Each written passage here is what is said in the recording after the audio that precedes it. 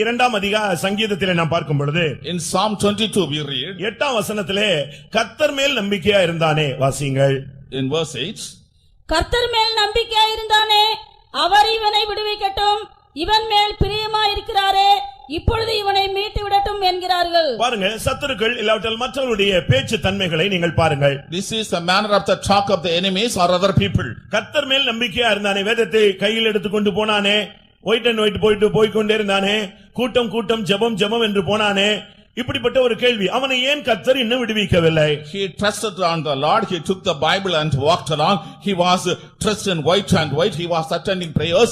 Why the Lord did not deliver him? அப்படி அவர் மேல் அவன் நம்பிக்கையா இருந்தபடினால் இப்பொழுது இவனை மீட்டு விடட்டும் என்று அவர்கள் பரியாசம் போல கேள்விகளை எழுப்பினார்கள். As he is trusting in the Lord, let God deliver him right now. They were raising questions of mockery. 40ஆம் சங்கீதம் 13ஆம் வசனத்தை நாம் பார்க்கும் பொழுது in Psalm 40 verse 13, அங்கே அந்த மனிதன் கூப்பிடுகிறான், ஆண்டவரே நீர் வந்து என்னை விடுவியும் என்று அவன் கூக்குரலிடுகிறான். there the man is making a cry, you come and deliver me. நீர் என்னை விடுவித்தருளும், எனக்கு சகாயம் பண்ண நீர் தீவிரமாய் வாரும் என்று அவன் கூப்பிடுகிறான். He cries, be pleased O Lord to deliver me. O Lord, make haste to help me. அருமையானவர்களே, உங்களில் எத்தனை பேர் ஆண்டவர் சீக்கிரமாய் வந்து உங்களை விடுவிக்க வேண்டும் என்று எதிர்பார்க்கிறீர்கள்? Beloved, how many of you desire that God should come in haste and deliver you? இன்னும் எத்தனை நாள் கழித்து இது நடக்கும் என்கிற ஒரு போராட்டம் உங்களுக்குள்ளே எழும்பிக் கொண்டே இருக்கிறது. A struggle is arising in your heart. After how many days will take place? இன்னைக்கு உங்களுடைய வாயினுடைய இல்லாவிட்டால் இருதயத்தினுடைய வார்த்தை கூக்குரல் என்ன? What is the word of your heart or crow of our heart? இன்னைக்கு அநேகர் கட்டுகளில் இருப்பதுதான் ஆவியானவருடைய பார்வையில் தென்படுகிறது. In the sight of the Spirit of God, it appears that people are in bindings. இப்போ அவங்களுடைய ஜெபம் என்ன தெரியுமா? What is their prayer today? ஆண்டவரே சீக்கிரமாய் வந்து என்னை விடுவியும். Lord, come in haste and deliver me. இதுதான் எல்லா மனுஷனுடைய வார்த்தைகள். These are the words of every man. சிலருக்கு இன்றைக்கே மீட்டுவிட வேண்டிய ஒரு சூழ்நிலை இருக்கிறது.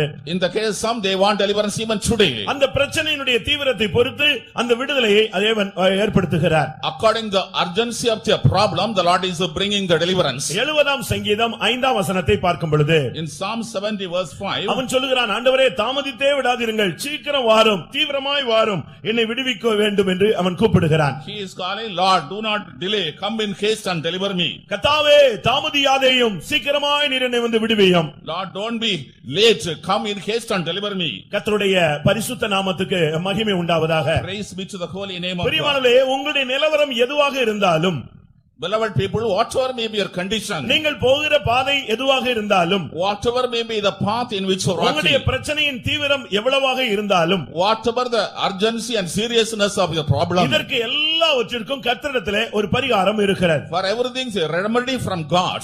உனக்கு வழிகள் தென்படாது, அவருக்கு வழிகள் தென்படுகிறது. The ways are not visible to you, but the ways are visible to him. அவருக்கு செங்கடலிலே வழிகள் உண்டு.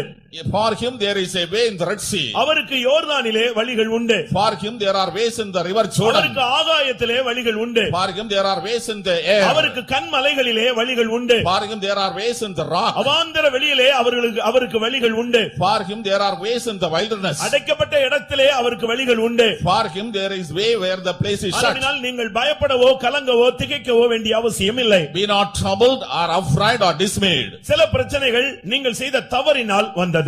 Some problems became because of your mistakes. நம்முடைய புத்தியினத்தினால், because foolishness, நம்முடைய அறியாமையினால், because of ignorance, நம்முடைய அவசர புத்தியினால், because of our hasteness, நம்முடைய மீறுதலினால், because of transgression, நம்முடைய துணிகரத்தினால், presumption. இப்படிப்பட்ட காரியங்களிலே நாம் சில இடங்களிலே போய் நாம் சிக்கிக் கொள்கிறோம். We go in such experiences or get entangled. எச்சரிப்புகள் கிடைக்கிறது, we receive warning, போதகங்கள் கிடைக்கிறது, we receive instruction, கர்த்தர் இடைபடுகிறார், the Lord deals with us, ஏதாவது ஒரு விதத்திலே தடைகள் உண்டாகிறது, there are some kind of hindrance, இதையும் தாண்டி நாம் போய் சிக்குகிறோம். அது நம்முடைய புத்தியீனமான ஒரு செயல்.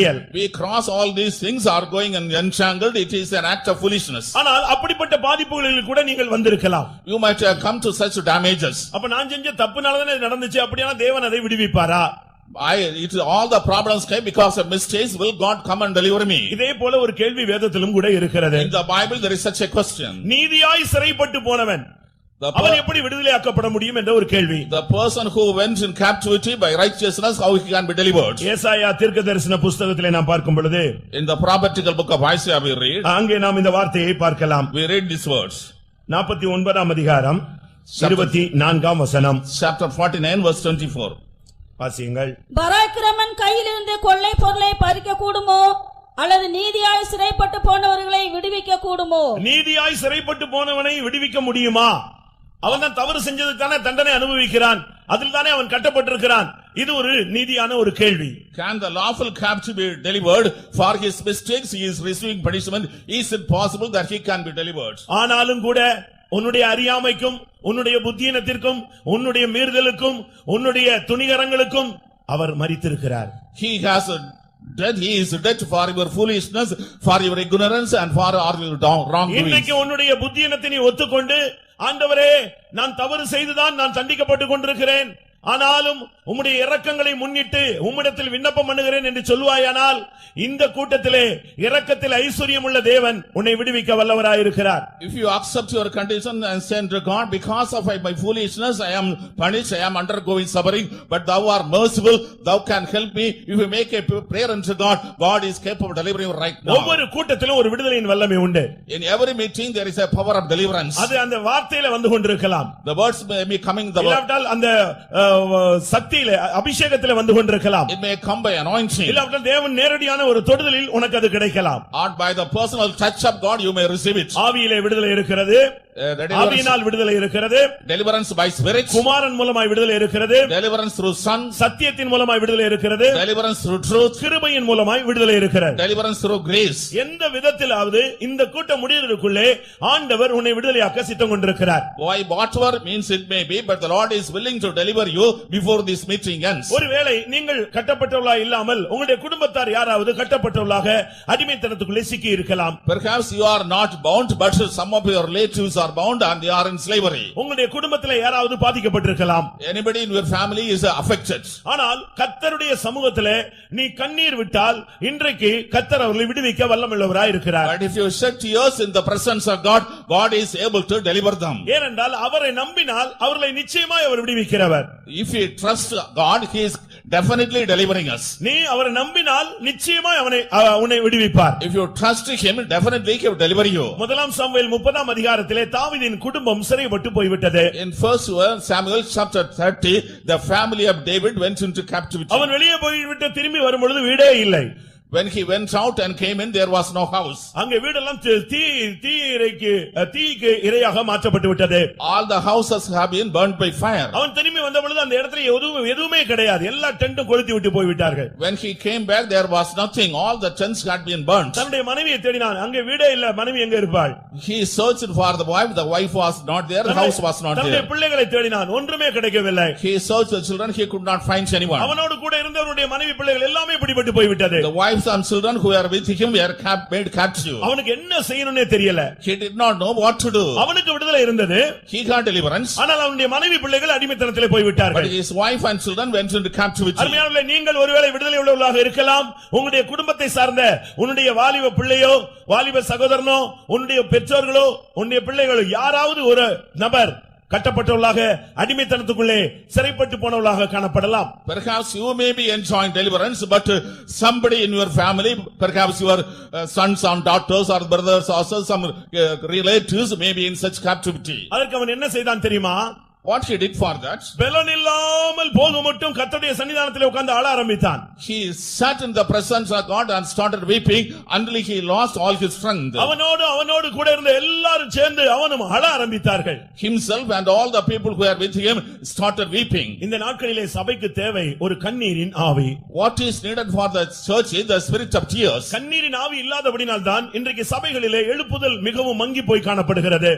Because of the absence of the spirit of tears, the revival is lacking in the churches today. கெத்செமனேயின் ஜெப ஆவி இன்றைக்கு சபைகளிலே மிகவும் குறைவு.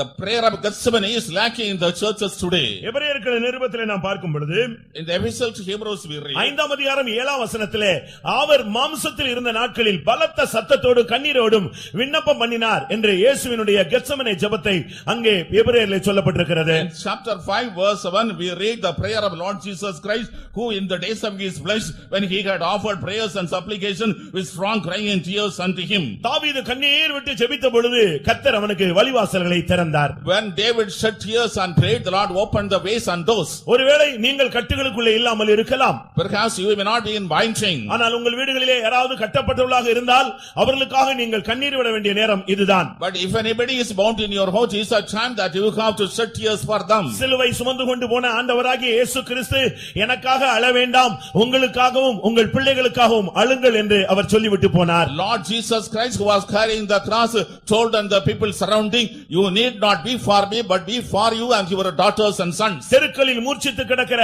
உன்னுடைய பிள்ளைகளுடைய பிராணனுக்காக உன் கைகளை ஏறெடு, ராத்திரியிலே முதற் சாமத்திலே எழுந்திரு, உன் கண்ணின் கருப்பு விழியை சும்மா இருக்க ஒட்டாதே என்று புலம்பலிலே சொல்லப்பட்டிருக்கிறது. In Lamentations it is written, you lift up your hands, you get up in the midst of the night, do not give rest to your eyelids, you pray vehemently for the dear ones who are soon in the streets. கட்டப்பட்டவர்களுக்கு நீங்கள் பிரசங்கம் பண்ணுகிறீர்கள். You are preaching to the captives. பாதிக்கப்பட்ட வாலிபனுக்கு நீங்கள் புத்தி சொல்லுகிறீர்கள். You are giving counsel to the young man who is affected. புத்தி சொல்லுகிறதோ பிரசங்கமோ அவனுக்கு ஏறாது. கண்ணீரின் ஜெபம் தான் அவனை விடுவிக்கக்கூடிய வல்லமை உள்ளது. Instruction or counsel will not be useful to him, but the prayer of tears will help him. 1 Samuel 30:18 பார்க்கும் பொழுது அவன் தன்னுடைய மனைவிகளையும் பிள்ளைகளையும் விடுவித்தான் என்று சொல்லி இருக்கிறது. In 1 Samuel chapter 30 verse 8, he was able to bring back his wives and children. உங்களுடைய பிள்ளைகளுக்காக நீங்கள் ஜெபிக்கிறீர்களா? Are you praying for your children? இன்னைக்கு अनेகர் ஜெபிக்கிறதை நிறுத்தி விட்டார்கள். Many people had stopped praying today. இப்ப ஆண்டவரை ஜட்ஜ்மென்ட் கொடுக்க சொல்லுகிறார்கள். Now they are asking God to give judgment. கொரியால ஒரு தாய் தன்னுடைய பிள்ளைக்காக ஒரு போதகரிடத்தில் போய் ஜெபிக்க சொன்னாள். In Korean, a mother went to a pastor and asked him to pray for her son. தன்னுடைய மகளுக்காக ஜெபிக்க சொன்னார். For her daughter he asked her to pray. என்ன விஷயம் ஜெபிக்க வேண்டும் என்று அந்த போதகர் கேட்டார். The preacher asked, what is the reason for which I should pray? என்னுடைய மகள் தாறுமாறாக வாழுகிறாள், அவள் இருப்பதை விட செத்து போனால் நலமா இருக்கும், அதுக்காக ஜெபியுங்கள் என்று சொன்னார். My daughter is leading a perverse life, it is better that she die rather than living. நீங்களும் நானுமா இருந்தால் அதை கூட அதிகமாக செய்திருப்போம் என்று நான் நினைக்கிறேன். If we were in the place, we would have done more than that. ஏனென்றால் அந்த பிள்ளையினுடைய தகப்பனார் அவருடைய ஃப்ரெண்ட்ஸ் எல்லாம் அடிக்கடி வீட்டுக்கு கூட்டி வந்தார். The father brought his friends very often to the house. அந்த ஒரு ஃப்ரெண்டோட இந்த பெண் போய்விட்டாள். This woman has gone with one of the friends. தகப்பனுடைய ஃப்ரெண்டோட மகள் போய்விட்டாள். Along with the friend of the father, the daughter has gone. அவளுடைய வாழ்க்கை சீரழிந்து போய்விட்டது. Her life is very much in damage. அதை அந்த தாயினால் தாங்கிக் கொள்ள முடியாமல் எப்படியாவது இந்த பிள்ளை செத்து போனால் நலமா இருக்கும், இதுக்காக எல்லா போதகர்களும் ஜெபியுங்கள் என்று சொன்னார். The mother could not bear that problem, therefore she desired the death of the child. Therefore she went to the pastor and asked for the prayer. அந்த போதகர் சொன்னார், அப்படி அல்ல தாயே, அந்த பிள்ளை மனம் திரும்ப வேண்டும் என்று நான் ஜெபிக்கிறேன். The pastor told her, mother, it is not so, I pray for repentance. அந்த விபச்சார ஆவியில் இருந்து அவளை விடுவிக்க முடியாக நான் ஜெபிக்கிறேன் என்று சொன்னார். I pray so that she may be delivered from the spirit of adultery. அந்த தாய் அதை ஒத்துக்கொள்ளவே இல்லை. அவ சாகணும், அவ அதிலிருந்து வெளியே வர முடியாது, அவளுக்கு கட்டப்பட்டிருக்கிறாள் என்று சொன்னார். The mother could not accept it. She cannot come out. She should die. She is bound. There is no means of release. அப்படி அல்ல. It's not so. நீங்கள் வேணுமானால் இனிமேல் ஜெபிக்க வேண்டாம், என் பிள்ளையை கர்த்தர் ரட்சிக்க வேண்டும் என்று ஸ்தோத்திரியுங்கள், கொஞ்ச நாள் கழித்து ரட்சித்தார் என்று ஸ்தோத்திரியுங்கள், நீங்கள் போய் வாருங்கள் என்று அனுப்பிவிட்டார். He said that you need not pray, but offer praises unto God. Praise God so that God may deliver, and he has done it. Offer praisings and God will do so. அந்த தாய்க்கு வேற வழியே இல்ல. கர்த்தர் என் பிள்ளையை ரட்சித்தார்னு பேரளவுல ஸ்தோத்திரம் பண்ணிக்கொண்டே இருந்தார். That mother has no other ways, just for the name of sake she was praising God. Lord delivered my daughter. ஒரு நாள் காலையிலே காலிங் பெல் அடிக்கப்பட்டது. In the one morning the calling bell was rung. இந்த தாய் வந்து கதவை திறந்தாள். The mother came and opened the door. திடீரென்று பார்த்தால் மகள் வாசல்ல நின்று கொண்டிருந்தாள். All of a sudden daughter was standing before the doorstep. இவங்களுக்கு பயங்கர சந்தேகம், இன்னொரு விதத்துல சந்தோஷம். ஏன் வந்தா, எதுக்கு வந்திருக்கிறா, இவளுடைய நிலவரம் என்னன்னு அவங்களுக்கு புரிய முடியவில்லை. On one side she was happy, in other sense she was in shock. She could not realize the purpose for which she came. அவள் தாய் இடத்துல மன்னிப்பு கேட்டாள். She came and asked pardon to the mother. நான் தவறு நடந்தது உண்மை, நான் தவறாக நடந்து விட்டது, நான் அறியாமையிலே செய்து விட்டேன், நீங்கள் என்னை மன்னித்தால் நான் வீட்டிலே வருகிறேன் இல்லாவிட்டால் நான் போய் சூசைட் பண்ணிக் கொள்கிறேன்னு சொன்னார். It is true that I went in the wrong way, but I did it out of ignorance. If you forgive me, I will come in. Otherwise, I will commit suicide. கடைசி சான்ஸா நான் வீட்டுக்கு வந்திருக்கிறேன், என்னை ஏற்றுக்கொண்டா நான் கடைசி வரைக்கும் உண்மையாக இருக்கிறேன் என்று சொன்னார். As a last chance, I have come to the house. If I am accepted, I will be faithful till the end. அந்த தாய்க்கு அதுக்கு பின்பு பாசம் அதிகமாக அதிகரித்தது. பிள்ளையை கட்டிக்கொண்டு அழுதாள். அந்த பிள்ளையினுடைய வாழ்க்கை மாறி போய்விட்டது. The affection of the mother was increasing. She embraced her daughter and wept. Thereafter, the life of the girl changed. உங்களுடைய கண்ணீரும் உங்களுடைய துதியும் கட்டப்பட்ட உன்னுடைய குடும்பத்தாரை விடுவிக்கும் என்பதிலே எந்த சந்தேகமும் இல்லை. There is no doubt that your tears and your praising will deliver the people of your family who are in captivity. இதுவரை புத்திமதிகளும் பிரசங்கங்களும் பண்ணி கொண்டிருந்தவர்கள் அதை விட்டுவிட்டு நீங்கள் துதித்தால் நீங்கள் சீக்கிரமாக அதனுடைய பலனை நீங்கள் பார்க்கலாம். The people who have been delivering instruction and counsel, if you stop it and start praising, you will receive reward. நீ நம்பினால் கர்த்தர் விடுவிப்பார். If you trust, God will deliver. 22ஆம் சங்கீதம் 4ஆம் வசனத்திலே அவரை நம்பினவர்களை நீர் விடுவித்தீர் என்று சொல்லி இருக்கிறது. In Psalm 72 verse 4, the Lord is 22ஆம் சங்கீதம் 4ஆம் வசனம். Psalm 22 verse 4, the Lord is delivering the people who are trusting in Him. நம்பின அவர்களை நீர் விடுவித்தீர். Those who trusted were delivered by you. ஆண்டவரை நீங்க நம்பி பாருங்க. உங்களுடைய வாழ்க்கையிலே, உங்களுடைய பிள்ளைகளுடைய வாழ்க்கையிலே, உங்களுடைய புருஷன் மனைவி வாழ்க்கையிலே ஒரு பெரிய விடுதலையை கர்த்தர் ஏற்படுத்துவார். You trust the Lord will command great deliverance in the life of your husband or wife or children. கர்த்தருடைய பரிசுத்த நாமத்துக்கு மகிமை உண்டாவதாக. Praise be to the holy name of God. இன்றைக்கு எபிரேயர்களின் நிருபம் 2ஆம் அதிகாரம் Hebrews chapter 2 15ஆம் வசனத்தை வாசிக்கலாம். verse 15. ஜீவ காலமெல்லாம் மரண பயத்தினாலே அடிமைத்தனத்திற்குள்ளானவர்கள் யாவரையும் விடுதலை பண்ணும்படிக்கும் ஜீவ காலமெல்லாம் மரண பயத்தில் அடிமைப்பட்டிருந்தவர்களை விடுதலையாக்குகிறார். He delivers the people who all their lifetime are subject to bondage. ஒரு தேவனுடைய பிள்ளை இல்லாவிட்டால் முழு மனித சமுதாயமும் மரணம் என்கிற வல்லமையோடு போராடிக்கொண்டே இருக்கிறது. The whole humanity is fighting against the power called death. இன்றைக்கும் கூட மரண பயம் என்பது அநேகருக்கு இருக்கிறது.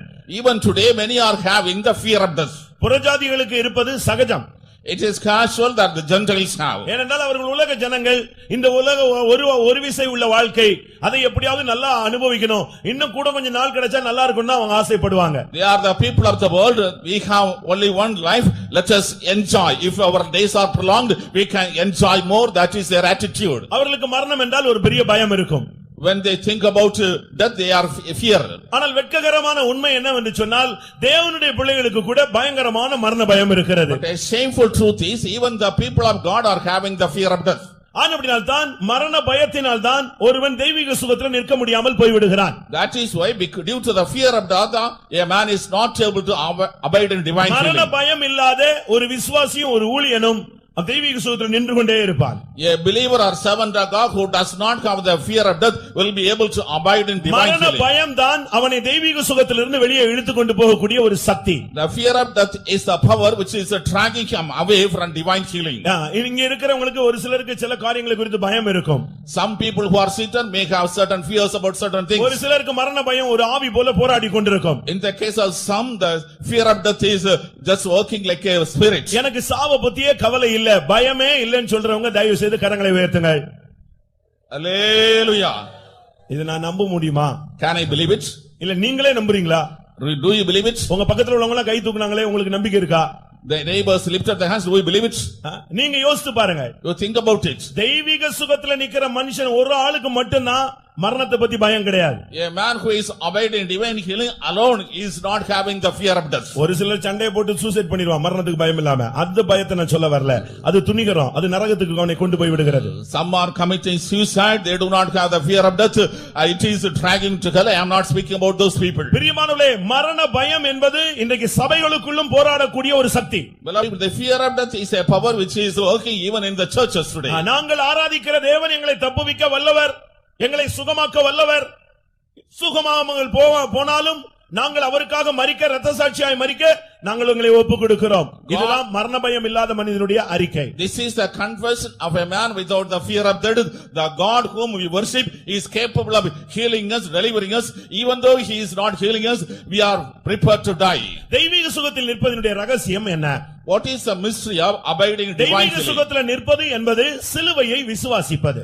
And abiding in divine healing is trusting the cross. சிலுவையை விசுவாசித்தால், அவருடைய தழும்புகளை விசுவாசித்தால், அவர் சிலுவை சுமந்ததை விசுவாசித்தால் உனக்கு தெய்வீக சுகத்தில் நிற்க முடியும். If you trust the cross, if you trust his stripes, if you believe he is carrying up the cross, you can abide in divine healing. என்னுடைய நோய்களை, என்னுடைய பலவீனங்களை, என்னுடைய துக்கங்களை அவர் சிலுவையிலே சுமந்து தீர்த்தார். He has borne all our sickness, our sorrows and our burdens in the cross. எனக்காகவே அவர் ஐங்காயங்கள் ஏற்றுக்கொண்டார். அவருடைய தழும்புகளால் நான் குணமாகிறேன்.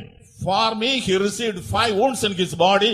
By his stripes, I am healed. இந்த வல்லமையினுடைய, இந்த சிலுவையினுடைய தன்மையை விசுவாசித்தால் நீ கர்த்தருக்காக நின்று கொண்டே இருக்கலாம். If you could believe the quality of the cross of this, you can stand for God. ஆனால் இங்கே மரண பயம் என்பது மனிதனோடு போராடி கொண்டே இருக்கிறது. But the fear of death is fighting against man. வேதம் என்ன சொல்லுகிறது? What does the word of God say? இந்த மரணத்தினுடைய வல்லமையை அவர் அழித்தார் என்று சொல்லி இருக்கிறார். He has abolished the power of death.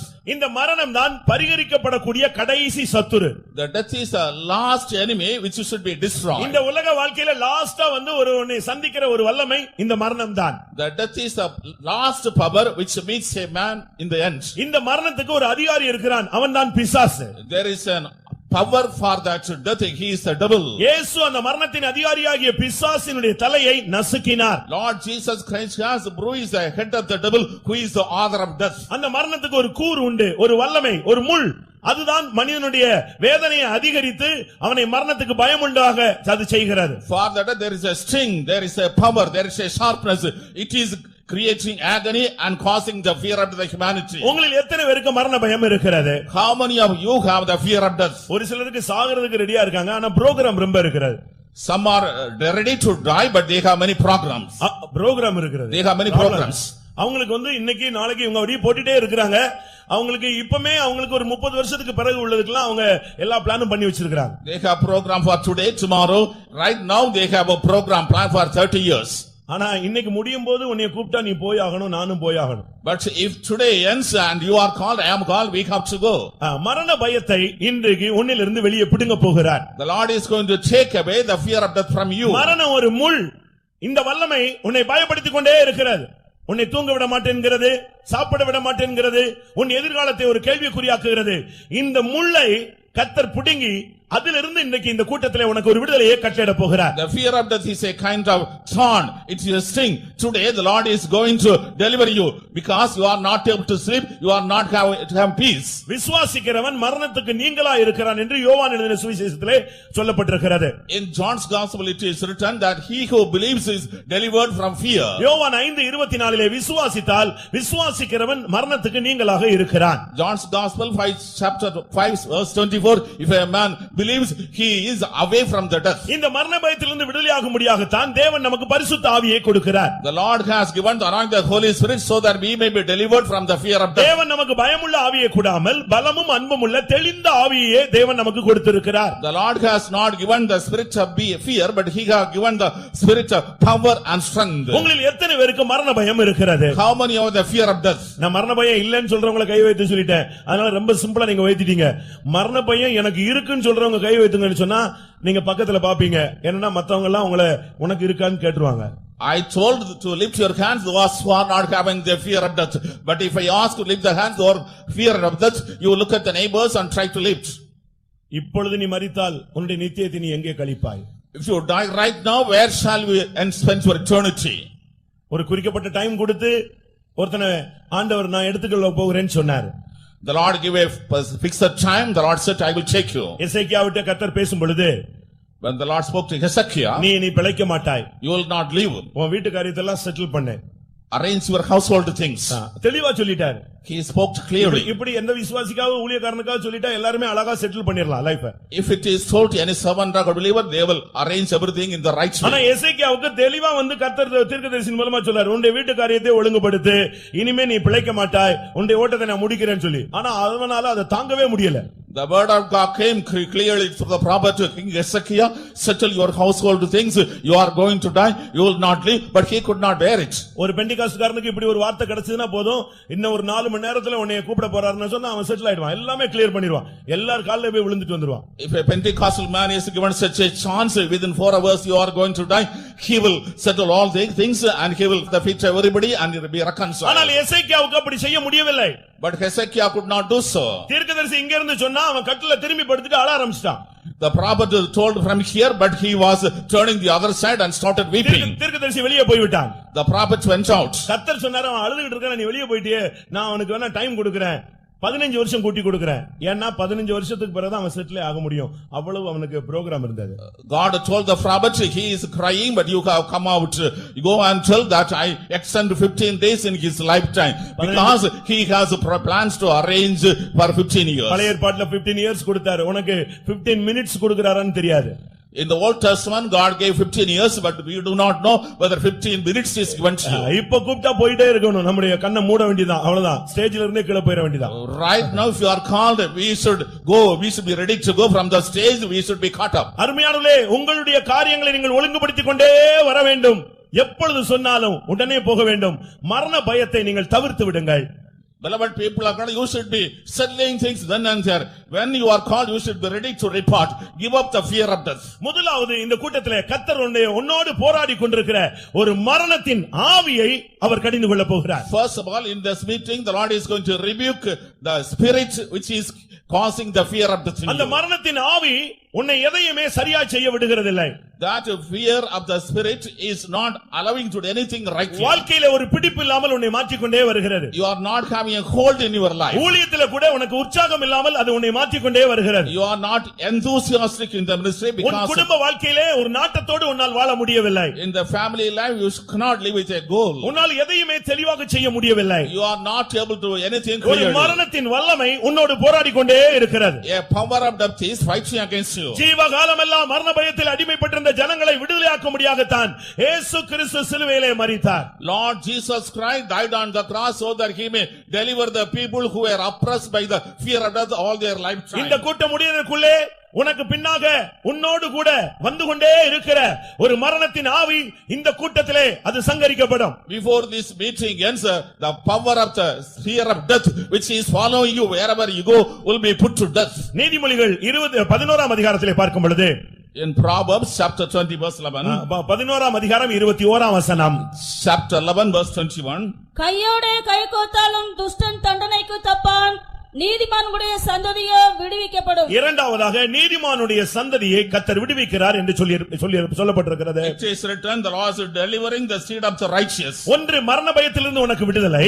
First of all, deliverance from the fear of death. உன்னுடைய குடும்பத்தாருக்கு ஒரு விடுதலை.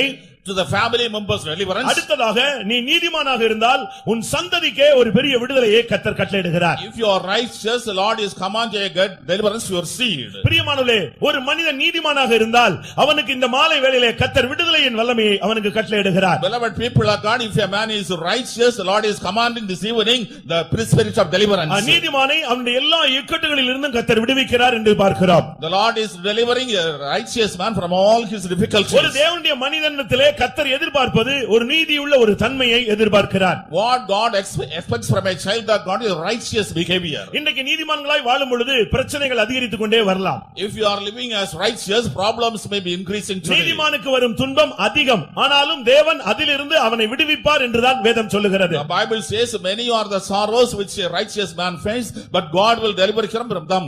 நீ கர்த்தருக்காக நிற்கும் பொழுது உனக்கு போராட்டங்கள் வந்து கொண்டே இருக்கும். When you are standing for God, you will be facing struggles. principles, சத்தியத்துக்காக நிற்கும் பொழுது, when you stand for truth, உபதேசத்திற்காக நிற்கும் பொழுது, when you stand for doctrine, பிரதிஷ்டைகளில் நிற்கும் பொழுது, when you stand consecration, வசனத்தின் அடிப்படையில் நீ நிற்கும் பொழுது, when you stand on the base of word, ஆவியானவருடைய நடத்துதலில் நீ போய் கொண்டிருக்கும் பொழுது, when you walk in the guidance of the Spirit of உனக்கு God, பிரச்சனைகள் அதிகரித்துக் கொண்டே இருக்கும். problems will be increasing to you. ஏனென்றால் நீ உலகத்தான் அல்ல, அதனால் உலகம் உன்னை பகைத்துக் கொண்டே இருக்கும். Because you are not of the world, therefore the world is hating you. நீ உலகத்தானா இருந்தால் இந்த உலகம் உனக்கு பகையாக இருக்க முடியாது. If you are a man of the world cannot hate you. அதனால் தான் இயேசு சொன்னார், நானும் உலகத்தார் அல்ல, நீங்களும் உலகத்தார் அல்ல.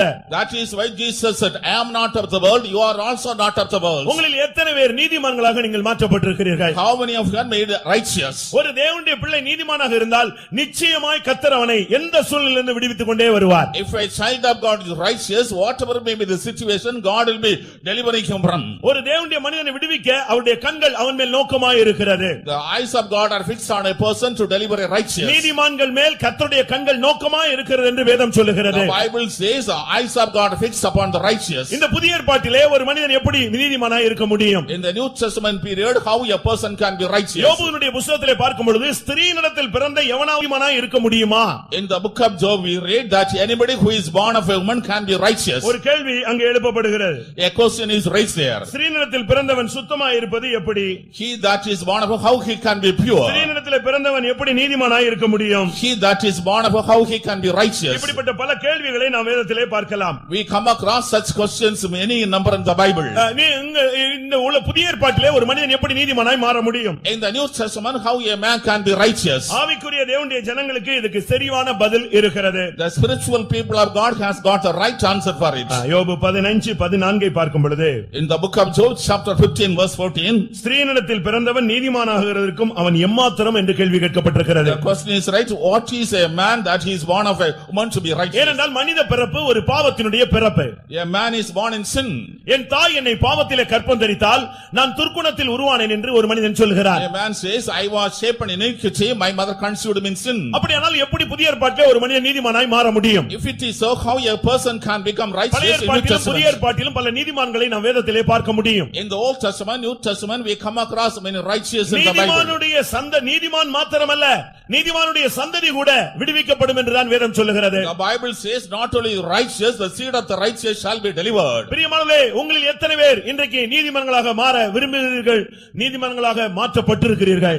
But how many of people are desiring to become righteous and how many has been made righteous? பழைய ஏற்பாட்டிலே ஒரு நீதிமான் இருந்தால் அவன் கிரியையினால் நீதிமானாக்கப்பட்டான். In the Old Testament there was a righteous man, by his deeds he was made righteous. புதிய ஏற்பாட்டிலே ஒருவன் நீதிமான் என்று சொன்னால் அவன் கிருபையினால் நீதிமானாக ஆகப்பட்டவன். But in the New Testament, if there is a righteous person, he is made righteous by grace. ஆதியாகமத்திலே நோவாவை குறித்து நாம் பார்க்கும் பொழுது, In the book of Genesis we read about Noah. இந்த சந்ததியிலே நான் உன்னை நீதிமானாக கண்டேன் என்று தேவன் சொன்னார். The Lord said, in this generation I found to be just. அதனால் அவனும் அவனுடைய பிள்ளைகள் அவனுடைய சந்ததிகள் அங்கே பேழையினாலே பாதுகாக்கப்பட்டது என்று நமக்கு தெரியும். That is why himself and his family members and sons and others were saved by the ark. அவனுடைய நீதிமானுடைய தன்மைதான் அவனுடைய குடும்பத்தையே அவனுடைய சந்ததியையே பாதுகாத்தது. The quality of the righteous man was able to deliver his family and seed. இன்னைக்கு நம்மில் எத்தனை பேர் நீதிமான்களாக மாற்றப்பட விரும்புகிறோம்? Today how many of us desire to be changed or righteous? பாவத்திலே கற்பம் தரிக்கப்பட்டவர்கள் எப்படி நீதிமானாய் மாற முடியும்? My mother conceived me in sin, how I can become righteous? ரோமர் 5:9 பார்க்கும் பொழுது, Romans chapter 5 verse 9, இரத்தத்தினாலே ஒரு மனிதனை அவர் தன்னுடைய சுய இரத்தத்தினால் பரிசுத்த இரத்தத்தினால் ஒரு மனிதனை அவர் நீதிமானாக மாற்றுகிறார். by his pure holy blood he is making a righteous man righteous. ரோமர் 3:24 கிருபையினால் ஒரு மனிதனை நீதிமானாக மாற்றுகிறார். In Romans chapter 3 verse 21, by grace the Lord is making a person righteous. ரோமர் 3:28 விசுவாசத்தினாலே ஒரு மனிதன் நீதிமானாக மாற்றப்படுகிறார். In Romans chapter 3 verse 28, by faith a man is justified. ரோமர் 8:30 அழைப்பினால் ஒரு மனிதனை அவர் நீதிமானாக மாற்றுகிறார். Romans chapter 8 verse 30, by call the Lord is making you righteous. லூக்கா எழுதின சுவிசேஷத்திலே நாம் பார்க்கும் பொழுது, Luke's gospel we read, ஒரு ஆயக்காரன் ஜெபம் பண்ணும்படியாக கர்த்தருடைய சன்னிதானத்துக்கு வந்தான். a person who was a publican has come to pray to the அவன் ஒரு ஜெபத்தை ஏறெடுத்தான். he made a prayer. தன் கண்களை வானத்துக்கு நேராக ஏறெடுத்து தன்னுடைய மார்பிலே அடித்துக்கொண்டு பாவியாகிய என்மேல் கிருபையாய் இரும் என்று தேவனை நோக்கி விண்ணப்பம் பண்ணினான். He took his eyes and bet upon the chest and prayed, have mercy upon me a sinner. அவன் திரும்பி போகும் பொழுது ஆண்டவர் சொல்கிறார், இவன் நீதிமானாக்கப்பட்டவனாக திரும்பி சென்றான். When he returned, the Lord told, he turned righteous and went away. உன்னுடைய பாவ அறிக்கையும் உன்னுடைய மனஸ்தாபம் உள்ள ஒரு வாழ்க்கை வாழ்க்கையும் அவருடைய இரத்தத்தினால் உள்ள மீட்பும் உன்னை நீதிமானாக மாற்றுகிறது. Your confession of sin and your repentance and the cleansing of the blood of Jesus makes you righteous. மத்தேயு எழுதின சுவிசேஷம் 1ஆம் அதிகாரத்திலே பார்க்கும் பொழுது In Matthew's Gospel chapter 1, இயேசுவின் தகப்பனாகிய யோசேப்பு நீதிமானாய் இருந்தபடினால் அந்த மரியாளை அவன் அவமானப்படுத்தவில்லை என்று சொல்லப்பட்டிருக்கிறது. Joseph, the father of Jesus Christ, was a just man, thus he did not put to shame Mary. நம்மில் எத்தனை பேர் நீதிமானாக மாற்றப்பட்டிருக்கிறோம்? How many of us are justified? விசுவாசத்தினாலே, இரத்தத்தினாலே, கிருபையினாலே, அழைப்பினாலே இப்படி வரிசையாக சொல்லிக்கொண்டே போகலாம். By faith, by our actions, by the grace, we can continue to tell we are made righteous. ஆனால் அவன் நீதிமானாக மாற்றப்பட்டானா எப்படி கண்டுபிடிக்க முடியும்? How we can identify whether a person is justified? அப்படி ஒருவன் நீதிமானா என்று கண்டுபிடிக்க வேண்டுமானால் அவன் யாரையும் அவமானப்படுத்தாமல் இருப்பான். If you are to identify just man, he will not put anyone to shame. யாரையாவது நீ அவமானப்படுத்தினால் நீ நீதிமான் அல்ல. If you are disgracing anyone, you are not just. மத்தேயு எழுதின சுவிசேஷம் 1ஆம் அதிகாரத்தில் நாம் பார்க்கும் பொழுது In Matthew's Gospel chapter 1, அவன் நீதிமானாக இருந்தபடினால் அவளை அவமானப்படுத்த எண்ணவில்லை. as he was a man of justice, he did not want to put her to shame. 1ஆம் அதிகாரம் 19ஆம் வசனத்திலே இந்த வார்த்தை சொல்லப்பட்டிருக்கிறது. Chapter 1 verse 19, we see the word. நீங்கள் நீதிமான்களாய் மாறினால் உங்களுடைய சந்ததி விடுவிக்கப்படும். If you become just man, your seed will be delivered. குடும்பம் ரட்சிக்கப்படாதவர்கள், Family if not saved, பிள்ளைகள் ரட்சிக்கப்படாதவர்கள், if children not saved, பெற்றோர்கள் ரட்சிக்கப்படாதவர்கள், if parents not saved, புருஷன் மனைவி ரட்சிக்கப்படாதவர்கள், if husband or wife not உங்களுடைய saved, சந்ததி, உங்களுடைய குடும்பம், உங்களுடைய மற்றோர் விடுவிக்கப்பட வேண்டுமானால் நீங்கள் இன்றைக்கு இந்த கூட்டம் முடியறதுக்குள்ளே கிருபையினாலே, இரத்தத்தினாலே, ஆண்டவருடைய இரக்கத்தினால் நீங்கள் நீதிமான்களாய் மாறும்படியாக உங்களை ஒப்புக்கொடுங்கள். if your seed, if your family members are to be delivered, you should become justified by the blood of God and by the grace of God. உங்களுடைய குடும்பத்தார் ரட்சிக்கப்படும்படியாக நீங்கள் இந்த நேரங்களிலே உங்களை பிரதிஷ்டை பண்ண வேண்டிய நேரம் இதுதான். This is a time when you have to consecrate yourself so that your family may be saved. நீங்கள் சரியான விதத்திலே பிரதிஷ்டை பண்ணி பாருங்கள், உங்கள் வாழ்க்கையை அர்ப்பணித்து பாருங்கள், உங்களுடைய குடும்பத்தாரை கர்த்தர் விடுவிப்பார். You make the right kind of consecration or dedication, the Lord will deliver your family members. நீதிமானாய் நீ மாறினால் உன்னுடைய சந்ததி நிச்சயமாய் விடுவிக்கப்படும். If you become just, your seed will be definitely delivered. சகரியா 9ஆம் அதிகாரம் 11ஆம் வசனத்தை ஒரு விசை வாசிக்கலாம். Zechariah chapter 9 verse 11. 9:11. உனக்கு நான் செய்வதென்னவென்றால் தண்ணீர் இல்லாத குழியிலே அடைபட்டிருக்கிற உன்னுடையவர்களை நான் என் உடன்படிக்கையின் இரத்தத்தினாலே விடுதலை பண்ணுவேன். நான் உன் உடன்படிக்கையின் இரத்தத்தினால் விடுதலை பண்ணுவேன். By the blood of the covenant I will deliver you. ஆண்டவர் நமக்கு உனக்கு செய்வது என்ன என்று ஒரு வார்த்தையை சொல்லுகிறார். The Lord speaks about what he would do unto you. உன்னுடைய குடும்பத்தார் தண்ணீர் இல்லாத குழியிலே அடைபட்டிருக்கிறார்கள். Your family members are caught in a well with a water. ரட்சிப்பில்லாத தன்மையிலே அடைபட்டிருக்கிறார்கள். They are without the experience salvation. தாகம் தீர்க்கப்படாத ஒரு வாழ்க்கையிலே போய் கொண்டிருக்கிறார்கள். They are proceeding in life where thirst is not quenched. அங்கே கர்த்தர் என்ன சொல்லுகிறார்? What does the Lord say? தண்ணீர் இல்லாத குழியில் அடைபட்டிருக்கிற உன்னுடையவர்களை உன்னுடைய உடன்படிக்கையின் இரத்தத்தினால் நான் விடுதலையாக்குவேன். Those who are entangled in a well without water, by thy covenant I will deliver. நீ இன்றைக்கு கர்த்தருடைய சன்னிதானத்திலே ஒரு உடன்படிக்கை பண்ணி உன்னுடைய வாழ்க்கையை நீதிமானுடைய வாழ்க்கையை போல மாற்றினால் நிச்சயமாக உன்னுடைய சந்ததி தண்ணீர் இல்லாத குழியிலே அடைபட்டிருக்கிறவர்களை கர்த்தர் விடுதலை பண்ணுவார். If you make a covenant, a consecration in the presence of God, the Lord will be able to deliver your family members who are caught in a pit without water. கர்த்தருடைய பரிசுத்த நாமத்துக்கு மகிமை உண்டாவதாக. Praise be to the holy name of God. அடுத்ததாக லூக்கா எழுதின சுவிசேஷம் 6ஆம் அதிகாரம் Luke's Gospel chapter 6 37ஆம் வசனத்திலே உனக்கு விடுதலை வேண்டுமானால் நீ மற்றவனை விடுதலை பண்ண வேண்டும். in verse 37, if you want deliverance, you should set free others. மற்றவர்களை குற்றவாளிகள் என்று தீர்க்காதிருங்கள், அப்பொழுது நீங்களும் குற்றவாளிகள் என்று தீர்க்கப்படாதிருப்பீர்கள். மற்றவர்களை ஆக்கினைக்குள்ளாகும்படி தீர்க்காதிருங்கள், அப்பொழுது நீங்களும் ஆக்கினைக்குள்ளாக தீர்க்கப்படாதிருப்பீர்கள். விடுதலை பண்ணுங்கள், அப்பொழுது நீங்களும் விடுதலை பண்ணப்படுவீர்கள். விடுதலை பண்ணப்பட ஒரு கான்செப்ட் அங்கே சொல்லப்பட்டிருக்கிறது. A concept is mentioned for deliverance here. நீங்க விடுதலை விடுதலை விடுதலைன்னு தேடிட்டே வரீங்க, நாங்க உங்களுக்கு பிரசங்கம் பண்ணிட்டே இருக்கோம், நீங்க விடுதலை பெறலாம். ஆனால் இன்னொரு விடுதலை இருக்கிறது, நீ மற்றவனை விடுதலை பண்ணினால் உனக்கு விடுதலை கிடைக்கும். You are seeking deliverance, we are also preaching deliverance, but good not true. But there is a concept, if you forgive others, you will be delivered. சிறைப்படுத்துகிற, அடிமைப்படுத்துகிற, கீழ்ப்படுத்துகிற, மற்றவர்களை உன்னுடைய பாதங்களுக்கு கீழே கொண்டு வர முடியாத அந்த சிந்தை உனக்கு இருக்கு போனால் உனக்கு விடுதலை கிடைக்காது. If you have the mind to enslave others, make others capture you, if you have the attitude to subject others under you, you cannot get your deliverance. நீ எதை விதைக்கிறாயோ அதை அறுப்பாய்.